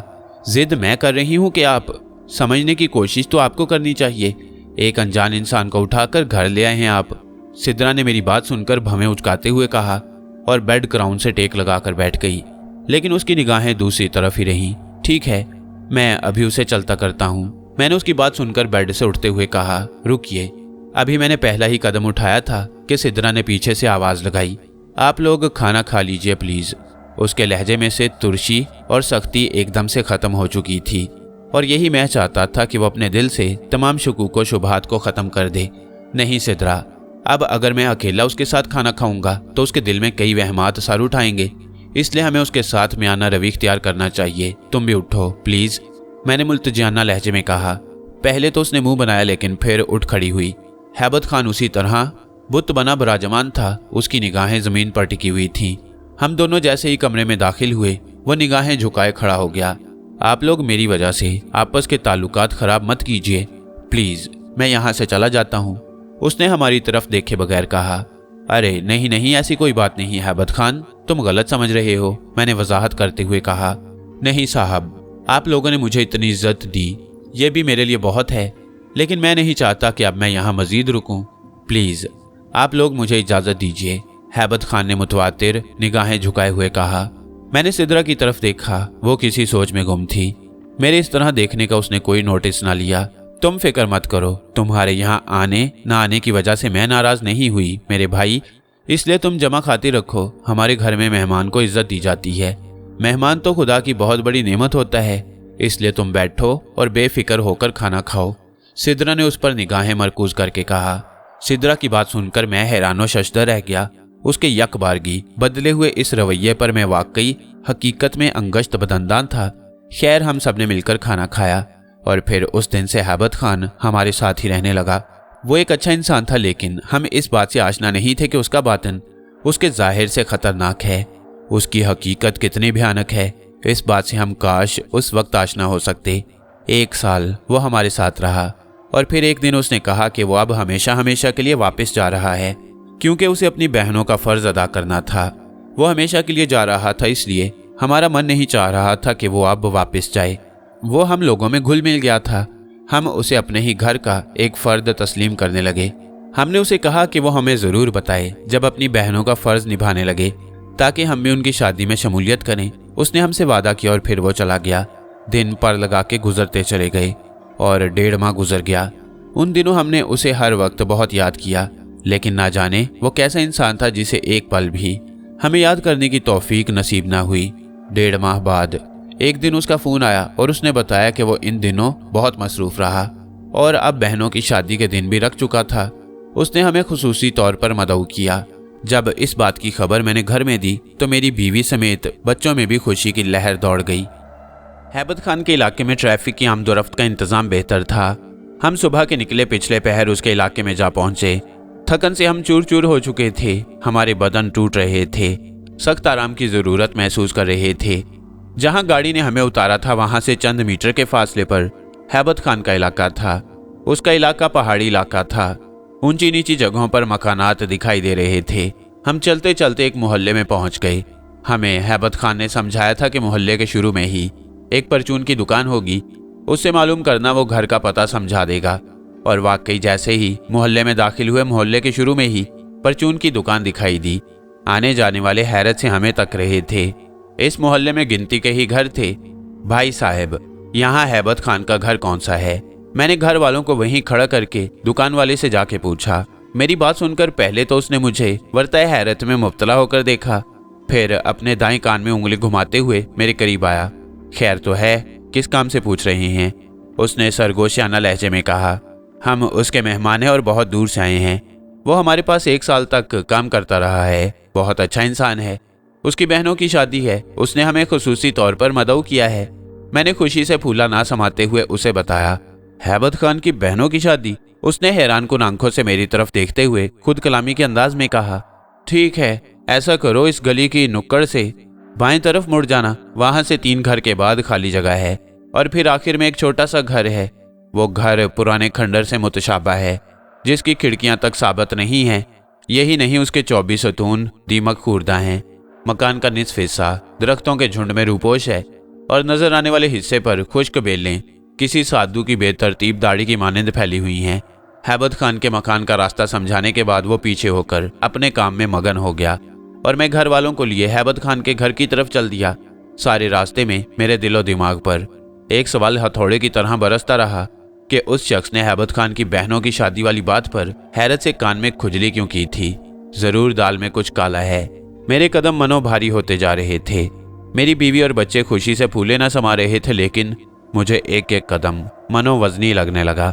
मेरा दिल बार बार मुझे किसी अनजाने खतरे से आगाह कर रहा था। कुछ समझ नहीं आ रही थी, करूं तो क्या करूं। इन्हीं सोचों में ना जाने कब हम लोग उस घर के सामने पहुंच गए जो हैबत खान का था। घर को देखकर लग रहा था कि हैबत खान के हालात वाकई दगरगू थे। ये तो अच्छा हुआ आते वक्त हमने अच्छी खासी रकम उठा ली थी ताकि हैबत खान का कुछ बोझ हल्का करने की हम भी कोशिश कर सकें। खुशी से फूले ना समाये बच्चों ने हैबत खान के घर के सामने पहुंचते ही घर का दरवाज़ा जोर जोर से पीटना शुरू कर दिया। जल्द ही दरवाज़ा खोल दिया गया, लेकिन सामने कोई ना आया तो मेरी बीवी अंदर चली गई। दरवाज़ा खोलने वाली हैबत खान की बहन थी, जिसको मेरी अहलिया ने अपना तारुफ करवाया और फिर मुझे भी अंदर दाखिल होने की इजाज़त मिली। उस लड़की ने मुझसे हिजाब करने की बजाय बेहिजाब ही मेरे सामने सर झुका लिया और मैंने दस्ते उल्फत उसके सर पर रख दिया। वो हम सबको लिए एक कमरे की तरफ चल पड़ी। मैंने सहन में एक भरपूर निगाह चारों तरफ डाली। मकान की हालत देखकर दिल खून की आंसू रोने लगा। इन लोगों के पास इतना पैसा ना था कि मकान की तामीर और मुरम्मत करवा सकते। शायद यही वजह थी कि हैबत खान 1 साल के बाद वापस अपने इलाके में आया था और इस 1 साल में उसने जिस तरह दिन रात एक करके मेहनत की थी, मैं उसका गवाह था। पठान कौम वैसे भी कामकाज करने की माहिर समझी जाती है और मुश्किल से मुश्किल काम को करने की हिम्मत उनमें पाई जाती है। इस मकान में 2 कमरे थे और एक दरवाजे के साथ ही खाली ईंटें रखकर बाथरूम बनाया गया था। बाथरूम के साथ ही नलका लगा हुआ था। हम सब कमरे में दाखिल हो गए। कमरे से अजीब सी बसांद आ रही थी। अंदर एक चारपाई पर 2 लड़कियां बैठी हुई थीं, जबकि एक दूसरी चारपाई पर एक बूढ़ी औरत लेटी हुई थी। ना जाने क्यों इस माहौल से मेरा जी हौल रहा था। उस लड़की ने पश्तो में उन दोनों लड़कियों और बूढ़ी औरत को, जो हैबत खान की माँ थी, हमारा तारुफ करवाया। वह तीनों भी हमसे खंदा पेशानी से पेश आईं। इस तमाम वक्त में जो बात मैं महसूस कर रहा था वो ये थी कि घर के सभी अफराद ना जाने क्यों मुझे सहमे सहमे हुए से लग रहे थे। दूसरी तरफ डूबते सूरज की कमजोर किरणें बेबसी से बढ़ते हुए अंधेरे में मदगम हो रही थी। जो लड़की हमें अंदर लाई थी वह पलक झपकते में हमारे लिए दूध ठंडा करके ले आई। सफर की थकावट की वजह से भूख भी बहुत लगी हुई थी और नींद भी बहुत आई थी। मैं शदीद जज्बाती भौंचाल की जद में था। कुछ समझ नहीं आ रही थी कि आखिर मेरे साथ हो क्या रहा है। आसूदगी की जगह इज़्तिराब, बेचैनी और बेसकूनी का राज था। आंखों के जुगनू मांद पड़ रहे थे। क्या बात है पुत्र, तुम इतने मुज़तरब क्यों दिखाई दे रहे हो? बिल आखिर मेरी कैफियत को भांपते हुए हैबत खान की माँ ने पूछ ही लिया। नहीं तो कुछ नहीं, मैंने चौंकते हुए जवाब दिया। वो असल में मैं सोच रहा था कि हैबत खान कहीं दिखाई नहीं दे रहा। मैं भी आपसे पूछने ही वाला था कि उल्टा आपने सवाल पूछ लिया। वो आता ही होगा, उसने मुख्तसर सा जवाब दिया। जिस कमरे में हम बैठे थे उसके दरवाजे के पास बिजली का बटन था। कमरे के अंदर एक सब्ज शेड का लैंप जो बूढ़ी औरत की चारपाई के ऐन ऊपर लटका हुआ था। ये कमरा आराइशी असबाब से भरा हुआ और सफ़ेद दीवारों पर फ़कत एक तरफ काबा शरीफ और मस्जिद नबवी की तस्वीरें आवेज़ा थीं। मेरे बच्चे वहां जाते साथ ही घुल मिल गए। मेरी अहलिया भी हैबत खान की बहनों के साथ मिलकर बाहर निकल गई। उनकी आपस में बातों की बाज गश्त मेरी कुव्वत समात से टकरा रही थी। शायद वो बाहर दीवार के साथ ही बैठी खाना पका रही थी। मेरी अहलिया भी उनमें घुल मिल गई और सब बातें भी कर रही थीं। साथ साथ उनके धीमे धीमे कहकहे भी फिजा में गूंज रहे थे। लेकिन ना जाने क्यों मेरे दिल पर बोझ धरे का धरा ही था। हैबत खान अब क्या करता है? मैंने हैबत खान की वालदा से पूछा। वही जो सदा करता चला रहा है। भला सफ़ेद कागज़ की नाव कहाँ जलती है? सांप का बच्चा संपोला ही होता है। बाप की तरह एक जालिम इंसान है। उसके बाप ने अपने बाप की जान ली और उसने अपने बाप को अपने भूखे कुत्तों के आगे फेंका। तुम लोग यहाँ क्यों आ गए हो पुत्र? बात करते करते उसने पूछा। हमें तो हैबत खान ने फ़ोन करके बताया था कि वो अपनी बहनों की शादी कर रहा है और हमें खुसूसी तौर पर मदऊ किया है, मैंने थूक निकलते हुए बताया। हैबत खान की वालदा ने लबों पर तंजिया मुस्कुराहट फैलाई। वो और अपनी बहनों की शादी कर दे, ऐसा खबीस इंसान मैंने जिंदगी में नहीं देखा। मैं तो उस दिन पर अफसोस करती हूँ जब उसको जना था। उसके तो बस में नहीं है, वरना पलक झपकते में हम सबको भी अपने भूखे कुत्तों के आगे फेंक डाले। सुन पुत्र, सरगोशियाना लहजे में कान के करीब मुंह करके बोली। इससे कबल के वो जालिम यहाँ आन वारिद हो, तुम अपनी फैमिली को लेकर यहाँ से निकल जाओ। कोई शादी वादी नहीं है। हैबत खान की वालदा की बात सुनकर मेरे कदमों तले से जमीन निकल गई। मुझे उस शख्स का अंदाज याद आ गया जिससे मैंने हैबत खान के घर का पता पूछा। वो भी इसी तरह मेरी बात सुनकर मुस्तरिब हो गया था। फिर ना जाने उसने क्या सोचते हुए मुझे उसके घर का पता बता दिया। लेकिन मैंने महसूस किया था कि हैबत खान के घर का पता बताते हुए वो आर महसूस कर रहा था। उसके लबो लहजे से यूं लग रहा था जैसे वो सख्ती से मना कर रहा हो कि उस तरफ मत जाओ, तुम्हारे लिए अच्छा ना होगा। मैं कुछ समझा नहीं माँ जी, आप खुल के बात करो प्लीज, मैंने हवास बाख्ता लहजे में कहा। पुत्र, क्या खुल के बात करूं? इससे कबल के अंधेरा चहारसू अपनी गिरफ्त मजबूत कर ले, तुम अपनी फैमिली को लेकर यहाँ से निकल जाओ। अंधेरा फैलते साथ ही ट्रैफिक की आमदोरफ्त भी बंद हो जाती है। ये जो हैबत खान है ना, ये इस इलाके के बहुत बड़े जालिम का बेटा है। हर कसो नाकिस उसके सामने कुत्ते की तरह दुम हिलाता दिखाई देता है। तुम ये बताओ, तुम्हें यहाँ आते हुए किसी ने देखा तो नहीं? हैबत खान की वालदा मुतवातिर सरगोशियाना लहजे में बोल रही थी। हाँ, वो गली के शुरू में जो दुकान है उसी से तो आपका पता पूछा था, मैंने खौफजदा लहजे में जवाब दिया। ओ तेरा सत्यानाश हो, ये तूने क्या कर दिया? कहीं की ईंट कहीं का रोड़ा, भानमती ने कुंबा जोड़ा। सरनरसीदा बूढ़ी गुस्से से पीछे होते हुए बोली और दोबारा चारपाई पर लेट गई। ऐन उसी लम्हे किसी ने जोर से घर का दरवाजा खोला। मैं मुतफिक्र हो रहा था कि जल्दी से देखूं कि कौन आया है और ये सब लोग आखिर ऐसी बातें क्यों किए जा रही हैं जो मेरी परेशानी को मुतवातिर हवा दे रही हैं।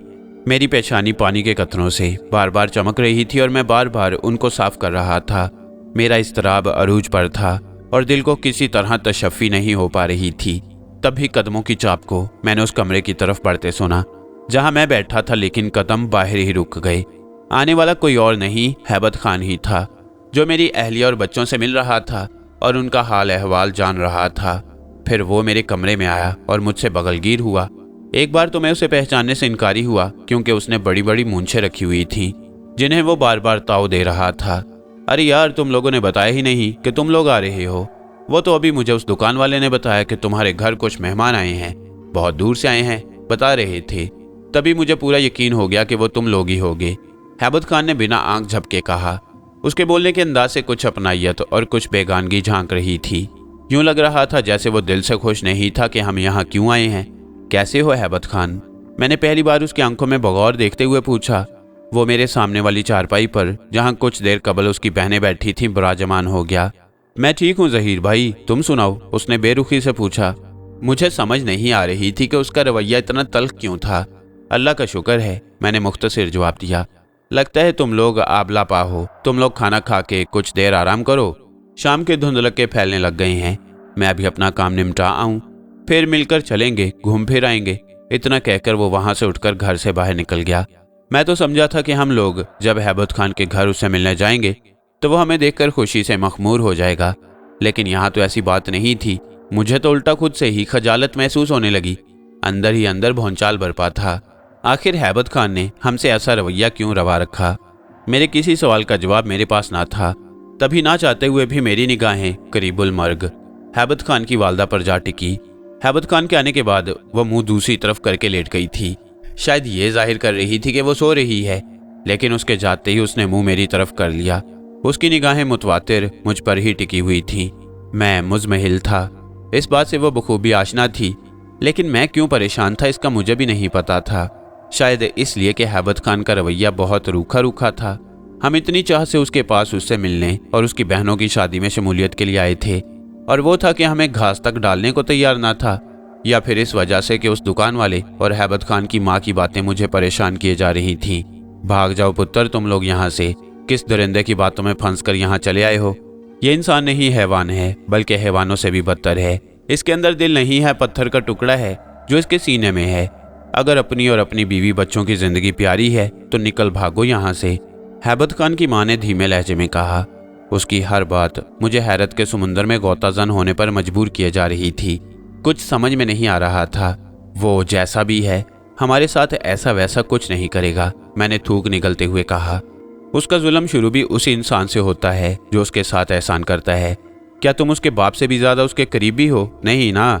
जो इंसान अपने बाप को अब्दी नींद सुला सकता है, अपने भूखे कुत्तों के आगे डाल सकता है, वो किसी को भी अब्दी नींद सुला सकता है, हैबत खान की माँ ने जवाब दिया।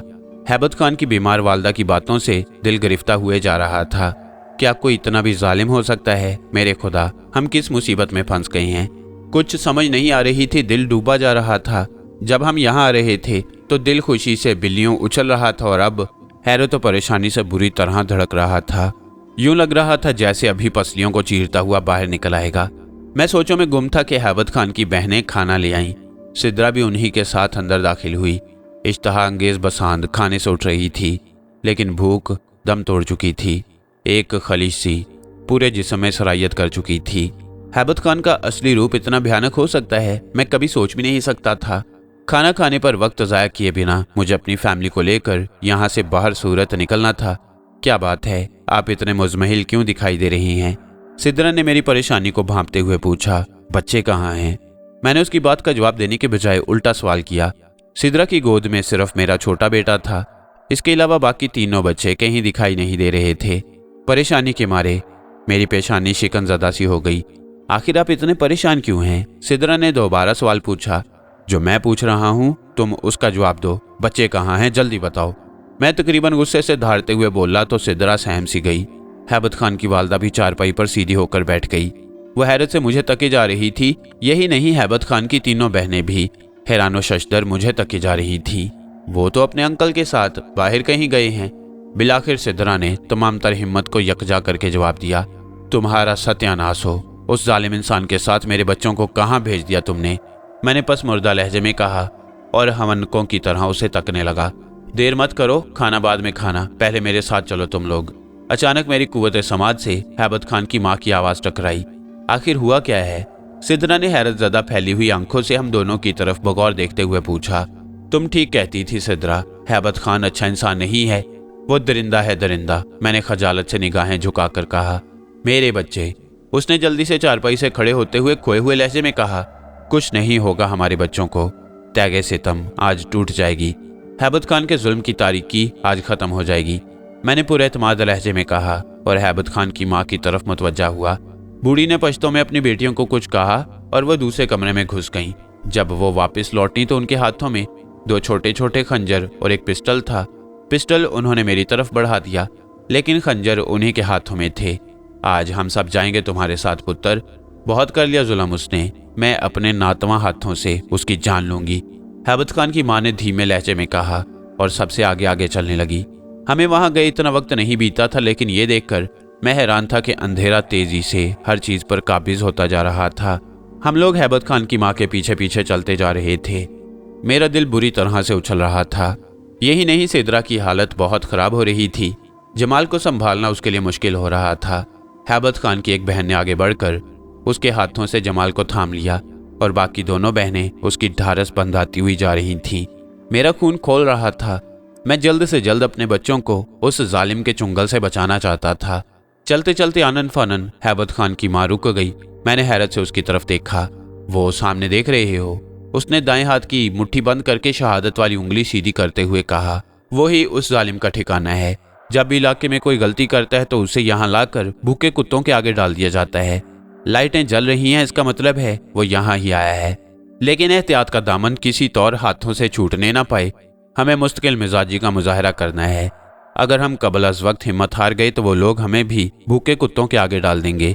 हैबत खान की माँ की बात ने मेरे कदमों तले से जमीन खींच ली। वो यहाँ था, इसका मतलब उसने मेरे बच्चों को? नहीं, ऐसा किसी तौर मुमकिन नहीं है। मैंने खोई खोई सिद्रा का हाथ खुद थाम लिया। मेरा दूसरा हाथ पिस्टल पर मजबूती से जम चुका था। मैंने मुसम्मम इरादा कर लिया था कि कुछ भी हो जाए, आज उस जालिम को अब्दी नींद सुलाए बगैर मैं भी वापस जाने वाला नहीं। जल्द ही हम लोग उस जगह पहुंच गए। वो जगह कमोबेश 2 कनाल अराजी पर मुश्तमिल थी। चारों अतराफ 4 दीवारी बनाई गई थी। 4 दीवारी इतनी ऊंची नहीं थी। मैंने एक दीवार के पास खड़े होकर अंदर झांका तो अंदर का मंजर देखकर मेरे कदमों तले से जमीन से रख गई। अंदर बड़े बड़े पिंजरों में बड़े बड़े कुत्ते दिखाई दिए और 3 पिंजरे ऐसे दिखाई दिए जिनको देखकर मेरी आंखें नामालूद हो गईं। उन पिंजरों में ताज़ा खून के छींटे इधर उधर फैले हुए थे। यही नहीं, फटे कपड़े भी दिखाई दिए जो किसी और के नहीं, मेरे बच्चों के ही थे। कुत्तों के मुंह भी खून आलूद थे, जबकि एक तरफ हैबत खान और उसके 6-7 कारिंदे खड़े खुशी से बाग बाग हो रहे थे। दूसरे ही लम्हे में दीवार फलांग गया, लेकिन सद अफसोस के दीवार फलांगते वक्त पिस्टल वहीं जमीन पर गिर गया। मैंने जिस जगह से दीवार फलांगी थी उसके साथ ही दरवाज़ा था। मेरे दीवार फलांगने की देर थी कि उन सब ने मेरी तरफ देखा, लेकिन उनके पहुंचने तक मैं दरवाज़ा खोल चुका था। हैबत खान हैरत के समुंदर में गौताजंद ये सब कुछ देख रहा था। चलो अच्छा ही हुआ तुम लोग भी आ गए। अभी मेरे कई कुत्ते भूखे और प्यासे हैं, मेरी तरफ बगौर देख रहे हैं। हैबत खान ने दोनों हाथों की चुटकियां बजाते हुए कहा। उसके कारिंदे हम सबको जकड़ चुके थे। हैबत खान, तुमने मेरे बच्चों को, सिद्रा ने रोते हुए कहा। वो अपने फिक्रे को मुकम्मल न कर पाई। उसने अंदर आते ही अपने बच्चों के फटे कपड़ों और पिंजरों में लगे खून को देख लिया। इसके साथ ही वो होशो हवास से बेगानी होकर गिर पड़ी। हैबत खान की एक बहन ने हैबत खान के कारिंदे के हाथों से खुद को छुड़ाकर उसे आन संभाला। मेरा काम ही यही है, दूसरों को तड़प तड़प कर मौत से हमकनार होते देखकर मेरा दिल खुशियों से बिल्लियों उछलता है, और खासकर बच्चों को मौत से हमकनार होते देखकर। जब वो जिंदगी और मौत की बाजी लड़ रहे होते हैं, उनकी चीखें मेरे दिलो दिमाग को सुकून पहुंचाती हैं। हैबत खान ने मेरी तरफ गुस्से से पेचोताब खाते हुए देखकर कहा, और तुम लोग? अपनी फैमिली की तरफ इशारा करते हुए। तुम्हें समझाया भी था कि मेरे काम में मदाखलत ना किया करो। अब जबकि तुम लोगों ने ये गलती कर ही डाली है, तो ये नवीद भी सुन लो कि तुम लोग भी आज यहाँ से जिंदा नहीं जाओगे। नहीं हैबत खान, बहुत हो गया तेरा जुल्म। अचानक ही हैबत खान की एक बहन बोली, और दूसरे ही लम्हे उनको जकड़े कारिंदे जमीन पर पड़े तड़प रहे थे। मेरे गिरे हुए पिस्टल को उठाकर शायद उसने छुपा लिया था। एक ही साथ उसने 5 कारिंदों को मार गिराया। अब हैबत खान के अलावा 4 और कारिंदे वहां खड़े थे। हैबत खान की पेशानी अबर आलूद हो चुकी थी। परेशानी से उसने होंठ भींच लिए। शायद उसे इस बात की तवक्को न थी कि पलक झपकते में यह सब कुछ भी हो सकता है। इसके बाद तो जैसे हम सब होश में आ गए, सिद्रा भी होश में आ चुकी थी। जबकि दूसरी तरफ पिस्टल में आखिरी गोली फंस गई तो उसने पिस्टल फेंक दिया। उसकी दूसरी बहनों ने खंजर संभाल लिए। एक से खंजर मैंने ले लिया। पलक झपकते में बाजी पलट गई और हैबत खान के कारिंदों ने तेजी से सबको एक बार फिर अपने शिकंजे में जकड़ लिया। हैबत खान हैरत के समुंदर में अभी तक गोताजन था। उसे यकीन नहीं हो रहा था कि उसकी बहनें इतनी ताकतवर हो सकती हैं। वह धीमे कदमों से चलता हुआ उसी बहन की तरफ लपका जिसने उसके 5 कारिंदों को अब्दी नींद सुलाया था। उसके पास पहुंचकर उसने पश्तो जुबान में ना जाने क्या कहा, लेकिन इसके जवाब में उसकी बहन ने उसके मुंह पर थूक दिया। दूसरे ही लम्हे गुस्से से पेचोताब खाते हैबत खान ने उस बहन को पकड़ा और एक पिंजरे में फेंक कर उस पिंजरे का दरवाजा बंद कर दिया। एक भयानक मंजर हमारी आंखों ने देखा। वह बुरी तरह से चीखें मार रही थी, अपनी जिंदगी बचाने की खातिर हाथ पांव मार रही थी, लेकिन जल्द ही उसकी तमाम कोशिशें खत्म हो गईं और कुत्ते ने उसे पलक झपकते में हड़प कर डाला। कुत्ते क्या थे, शेरों से ज्यादा ताकतवर और भारी भरकम। उनके सामने एक इंसान तो कोई अहमियत ही ना रखता था। उनके खाने का अंदाज बता रहा था कि उनके लिए एक नहीं दर्जनों इंसान बड़ी मुश्किल से पूरे होते होंगे। तुम लोग भाग जाओ, इनको मैं खुद संभाल लेता हूँ, अचानक मैंने खंजर बुलंद करते हुए कहा। इसके साथ ही हैबत खान के उस कारिंदे के ऐन दिल के मुकाम पर खंजर घोंप दिया जो मुझे पकड़े हुए था। एक बार फिर खलबली मच गई। तभी मैंने देखा कि हैबत खान की एक बहन सिद्रा और मेरे बच्चे को लिए भाग गई। सिद्रा बार बार मुड़कर मुझे देखने की कोशिश कर रही थी, लेकिन उसकी बहन उसे मुतवातिर खींचे लिए जा रही थी। मैं भागकर दरवाजे के सामने आकर रुक गया ताकि कोई बाहर ना निकल सके। मैंने एक और हैरानकुन मंजर देखा। हैबत खान की मां ने अपनी बेटी के हाथ से खंजर लेकर एक कारिंदे की शहरक काट डाली। दूसरे लम्हे मेरा खंजर फिजा में उड़ता हुआ एक कारिंदे की तरफ लपका, लेकिन शायद हैबत खान सब कुछ देख चुका था। उसने पलक झपकते में अपनी बहन को पकड़कर उस खंजर के सामने कर दिया। खंजर सीधा उसके माथे के दरमियान में पेवस्त हो गया। उसकी अधखुली आंखों में मैंने हैरत और मौत का खौफ देखा। हैबत खान ने साथ ही एक हाथ से अपनी बूढ़ी माँ को पकड़कर पिंजरे में फेंक दिया। तुम लोग जाओ और उन दोनों को पकड़कर जिंदा लाओ, इससे मैं खुद निमट लेता हूँ, हैबत खान ने गुस्से से धाड़ते हुए कहा। उसके दोनों कारिंदे वहां से निकल गए। हैबत खान, आखिर किस वजह से तुम हम लोगों पर यह जुल्म ढा रहे हो? ऐसा भी क्या कसूर किया है हम लोगों ने तुम्हारा? मैंने ज़ारों की तरह रोते हुए कहा। और रो, जोर से रो, मुझे बहुत मजा आता है उन इंसानों को अब्दी नींद सुलाने का जो जिंदगी की भीख मांगते हैं, रोते हैं, चिल्लाते हैं। हैबत खान ने पास ही पड़ा एक लकड़ी का डंडा उठाकर मेरे दाएं बाजू पर मारते हुए कहा। डंडा क्या पड़ा, मेरे 14 तबक रोशन हो गए। मैं उड़ता हुआ एक जंगले से जा टकराया। मेरे जंगले से टकराने की देर थी कि उस जंगले में कैद कुत्ता तेजी से मेरी तरफ लपका। उसका बस नहीं चल रहा था, वरना मुझे कच्चा चबा डालता। मैं जल्दी से सीधा हो गया। रो, मुझसे अपनी जिंदगी की भीख मांगो, हैबत खान ने कहा और डंडे वाला हाथ बुलंद किया, कबल इसके कि वो डंडा मुझे मारता। एक सनसनाती हुई गोली ने उसके डंडे वाले हाथ में छेद कर डाला। हैबत खान इस अचानक उफ्ताद के लिए तैयार न था। उसके हाथ से डंडा छूट गया और उसने एक जोरदार चीख मारी। मैंने उस तरफ देखा जिस तरफ से गोली आई थी। हैबत खान की निगाहें भी उसी तरफ लगी हुई थीं। फिर मैंने देखा कि कुछ लोग गन्ने ताने अंदर दाखिल हुए। सिकंदर मलिक, तुम्हारी इतनी हिम्मत कि तुम मेरे काम में मदाखलत करो, तुम जानते हो इसका अंजाम क्या होगा? हैबत खान ने गुस्से से भूखे शेर की तरह धाड़ते हुए कहा। तुम्हारे जुल्म की आज इंतहा हो जाएगी हैबत खान। एक नाकाबिले फरामोश मौत तुम्हारे और तुम्हारे इलाके के लोगों के लिए लिखी जा चुकी है, उस शख्स ने गरजदार लहजे में कहा। इसके साथ ही उसने इशारा किया तो उसका एक कारिंदा मुझे उठाकर उसके पास ले गया। फिर वो सब पीछे की तरफ हटने लगे। दरवाजे के पास जाकर वो लोग रुक गए। तभी मैंने फिजा में एक हेलीकॉप्टर को देखा जो हैबत खान की इस जगह से थोड़ी दूर उतर गया। हर तरफ गर्दो गुबार फैल गया। जब गर्दो गुबार छटा तब तो हम सब हेलीकॉप्टर में बैठ चुके थे।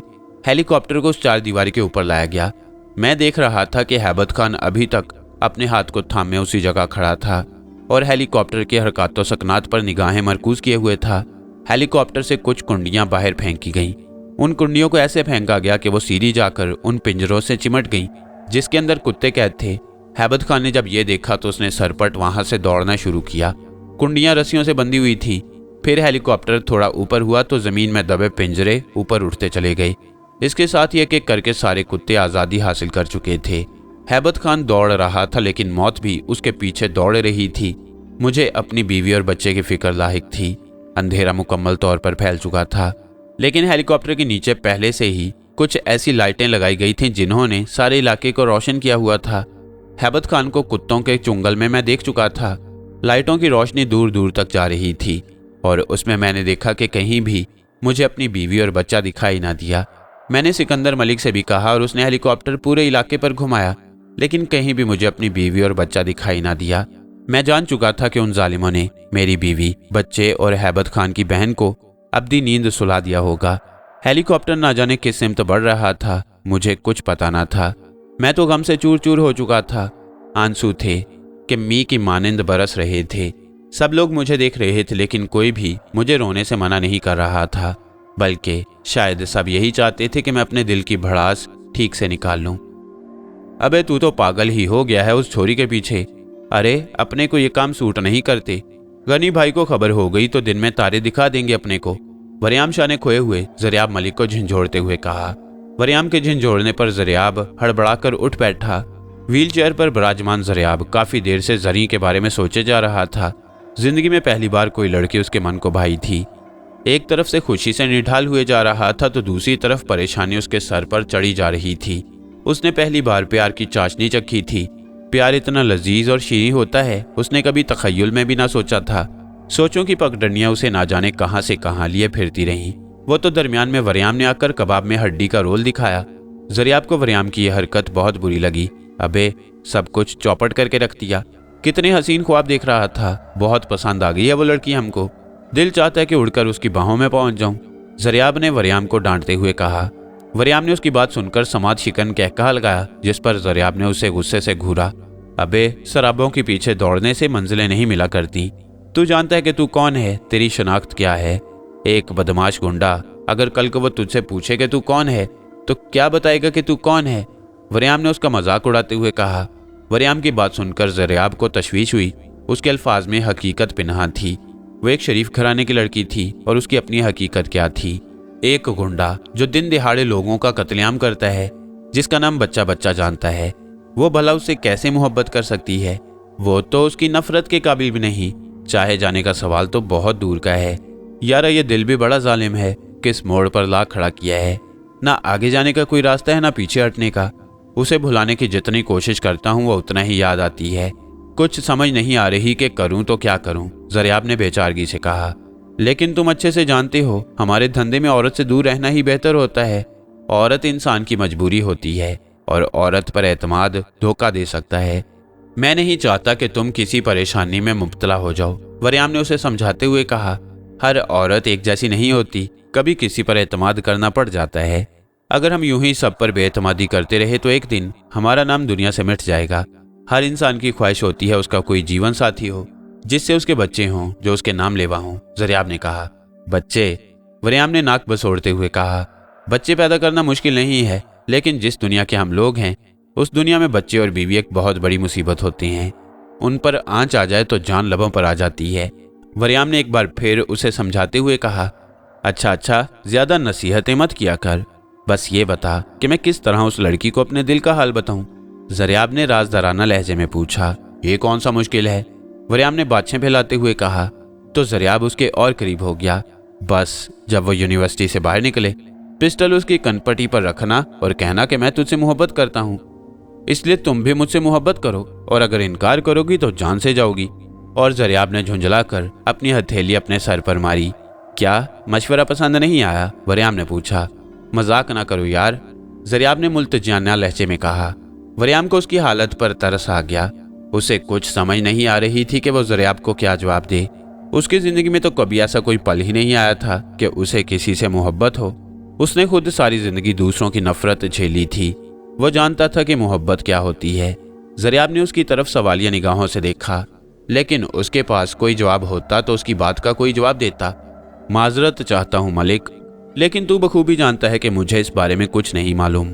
वरियाम ने आहिस्ता से कहा। कोई बात नहीं यारा, जब इश्क किया है तो माशूक के तलवे तो चाटने ही पड़ेंगे ना। ज़रियाब ने कहा मार कर कहा तो उसकी बात सुनकर वरियाम की भी हंसी निकल गई। ए शंकर! नागनी के पास से शंकर खोया खोया गुजरा तो नागनी ने उसे पुकारा। नागनी की आवाज़ सुनकर शंकर ने चौंक कर उसे देखा। हमेशा की तरह वो उस वक्त भी घर के बाहर बने छोटे से मिट्टी के टीले पर विराजमान थी।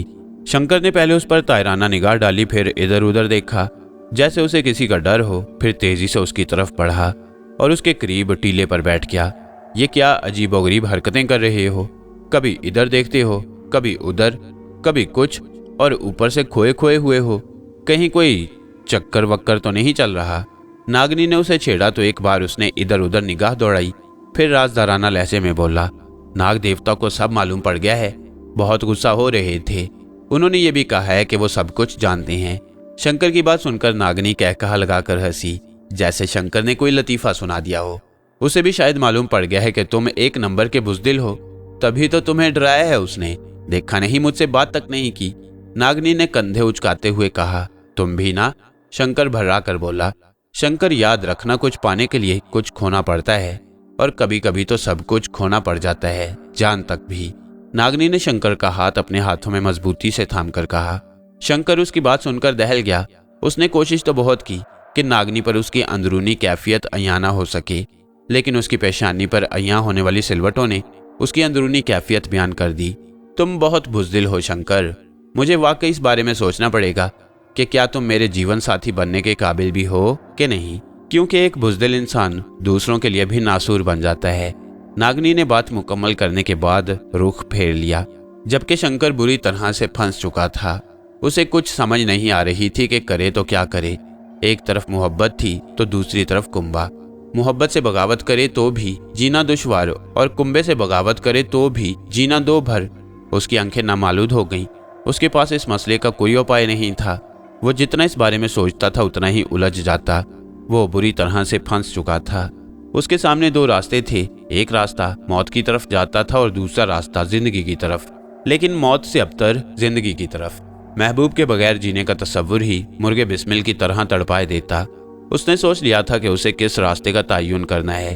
अगर उसकी जिंदगी में मौत ही लिखी है तो भागने का तो कोई फायदा ही नहीं था।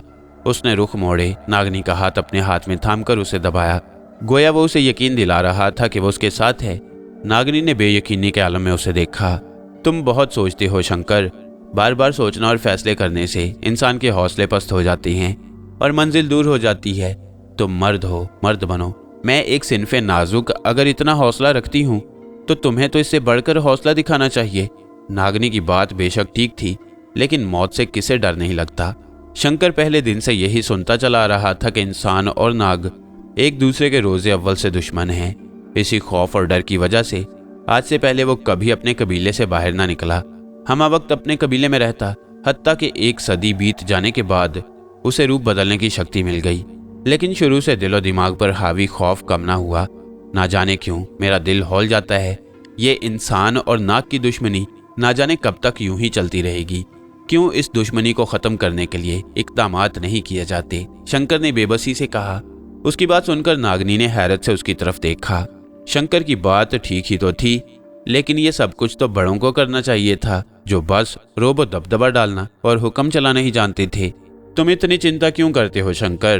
क्या मरने से डरते हो? याद रखना, इंसान हमसे ज्यादा शक्तिशाली नहीं होता। हमारे शरीर के अंदर जो जहर है ना, वो इतना तेज है कि इंसानों को तड़पने तक की मोहलत ना दे। लेकिन अगर तुम इसी तरह डरो खौफ की चादर ओढ़े रखोगे तो इंसान तुम्हें कच्चा चबा जाएंगे। नागनी ने शंकर को समझाते हुए कहा। क्या ऐसा मुमकिन है? शंकर ने बेयकीनी से पूछा।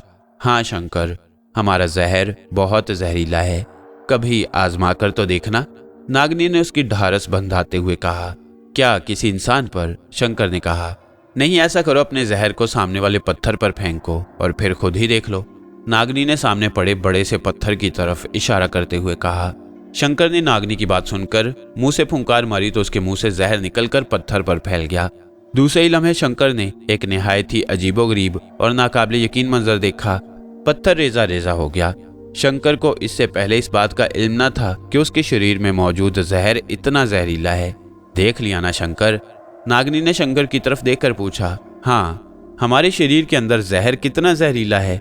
पत्थर को रेजा रेजा करके रख दिया है इसने। इंसान तो फिर भी गोश्त से बना हुआ है, उसे तो एक डंक मारने की जरूरत है, उसका जिस्म तो गुब्बारे की तरह पटाखा मार जाएगा।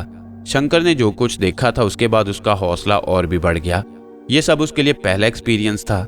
इससे पहले उसे इस बात का कोई इल्म न था कि उसके शरीर में इतना तेज जहर है। नागनी ने शंकर की तरफ मुस्कुराते हुए देखा। जवाबन शंकर भी मुस्कुरा दिया। नागनी दिल ही दिल में खुश थी कि चलो शंकर का कुछ खौफ कम तो हुआ, वरना इससे कबल तो वैसे सहमा हुआ था जैसे काटो तो बदन में लहू नहीं।